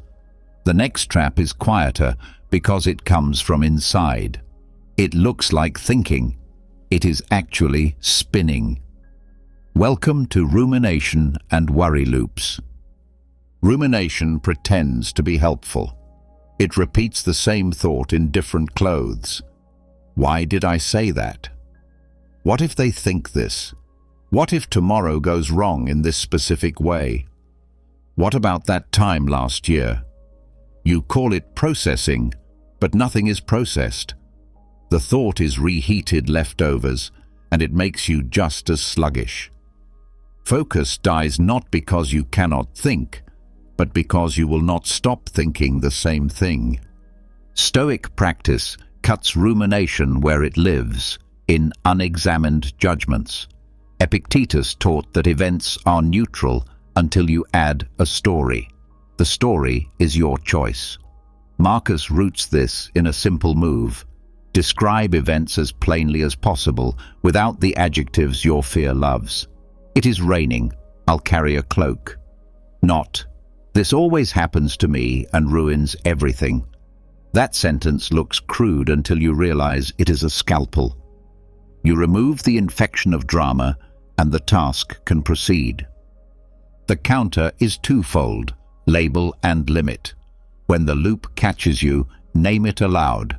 I'm rehearsing worry. Writing the worry in one sentence often shrinks it. Then limit it. Schedule a worry window later, 10 minutes at 4 p.m. When your mind tries to drag you into the loop outside the window, answer, not now, we have an appointment. It sounds silly. It is clinical. You are training the mind to learn that worry has a pen where focus has a sword. Pair this with breath. No philosophy shifts a nervous system without physiology. Inhale through the nose for 4, hold for 2, exhale for 6. Long exhales tell the body, the tiger isn't here. When the body believes you, the loop has less fuel. Then return to the verb in front of you. The fifth trap often hides beneath virtue. It calls itself high standards. It attends to details. It insists it just wants to get it right. Perfectionism is procrastination wearing a tuxedo. Perfectionism destroys focus because it replaces completion with control.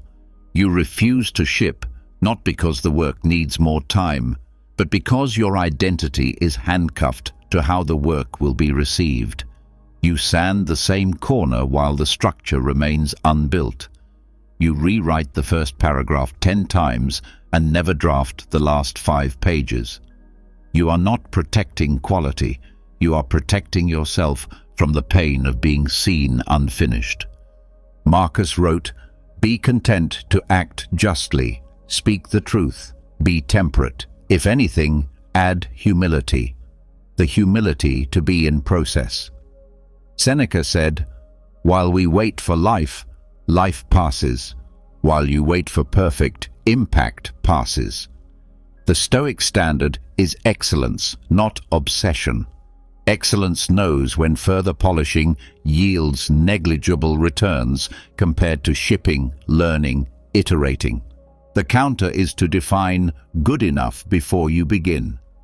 Decide the criteria that make the work complete. Number of pages, number of tests, number of calls, time limit, scope. When you meet them, you stop. Not because you're lazy, but because you respect the curve of diminishing returns. Use a 2-pass rule. Pass 1 gets it done, pass 2 gets it clean. Ship. If fear screams that you're lowering standards, answer, I'm raising throughput. You will not retain focus if every session ends in limbo. Nothing focuses the mind like the truth. I ship on Friday. You have navigated the interior wars. Now comes the social trap that unravels focus by 1,000 friendly cuts, people-pleasing and porous boundaries. You mean well.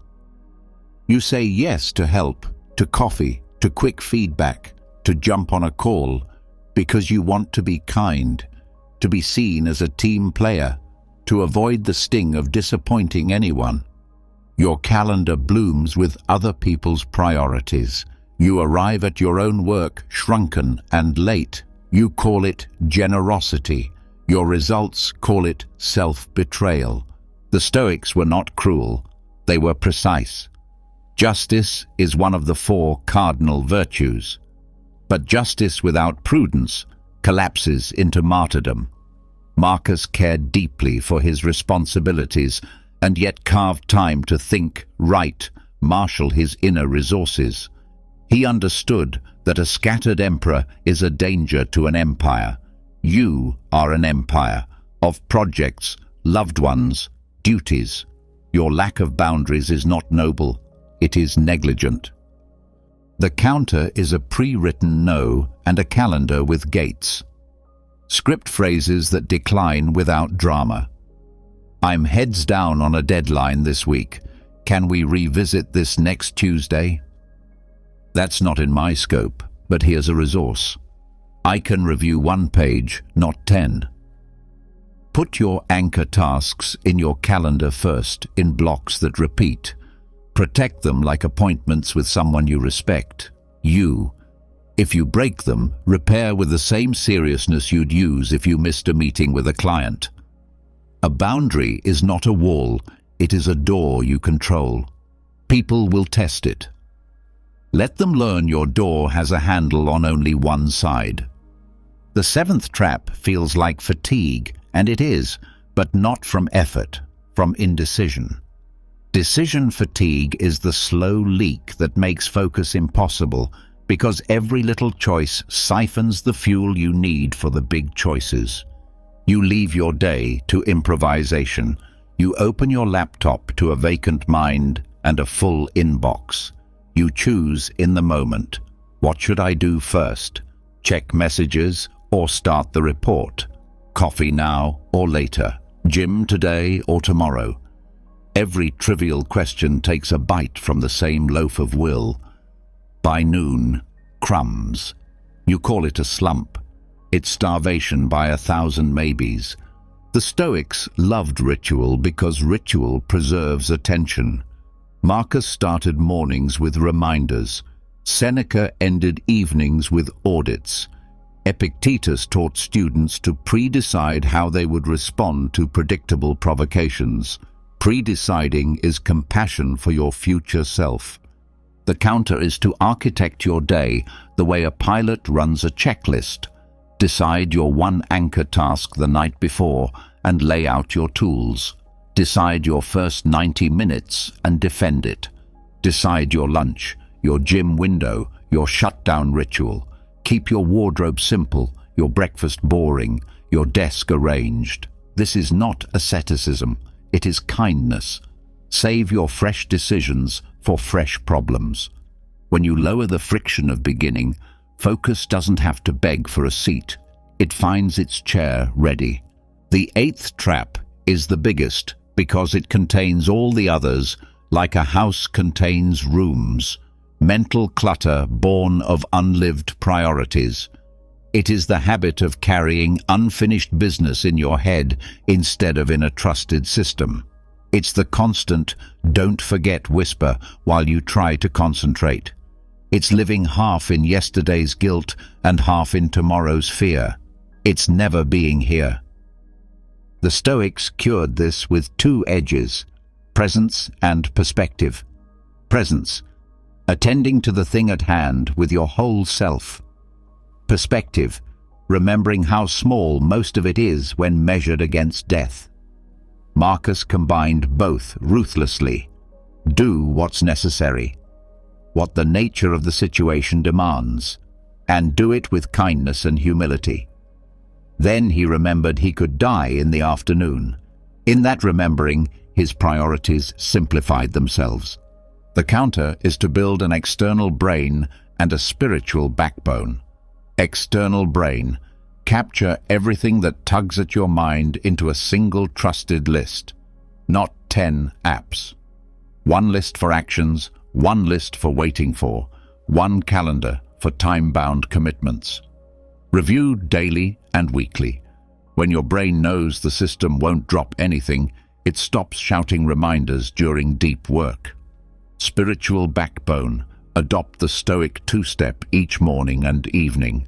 Morning, premeditatio. Name the likely obstacles. Decide how you will be when they arrive. Evening, audit.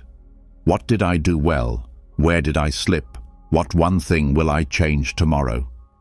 Ad memento mori. You could leave life today. Let that burn away trivia. Focus loves a short list. Death shortens every list. All 8 traps share a single trait. They are invitations to abandon yourself. Multitasking invites you to abandon depth. Outcome obsession invites you to abandon the present. Notifications invite you to abandon sovereignty. Rumination invites you to abandon action. Perfectionism invites you to abandon completion. People-pleasing invites you to abandon priorities. Decision fatigue invites you to abandon strategy. Mental clutter invites you to abandon presence and perspective. Stoicism is the refusal to abandon yourself. So how do you begin? Don't try to slay all 8 in one sweep. That is another trap, grandiosity, which burns bright and dies fast. Choose one and practice for 7 days. If you pick multitasking, enforce a 2-block per day deep work rule. If you pick outcome obsession, begin each session by writing the verb you will complete, not the noun you desire. If you pick notifications, exile your phone during your anchor task.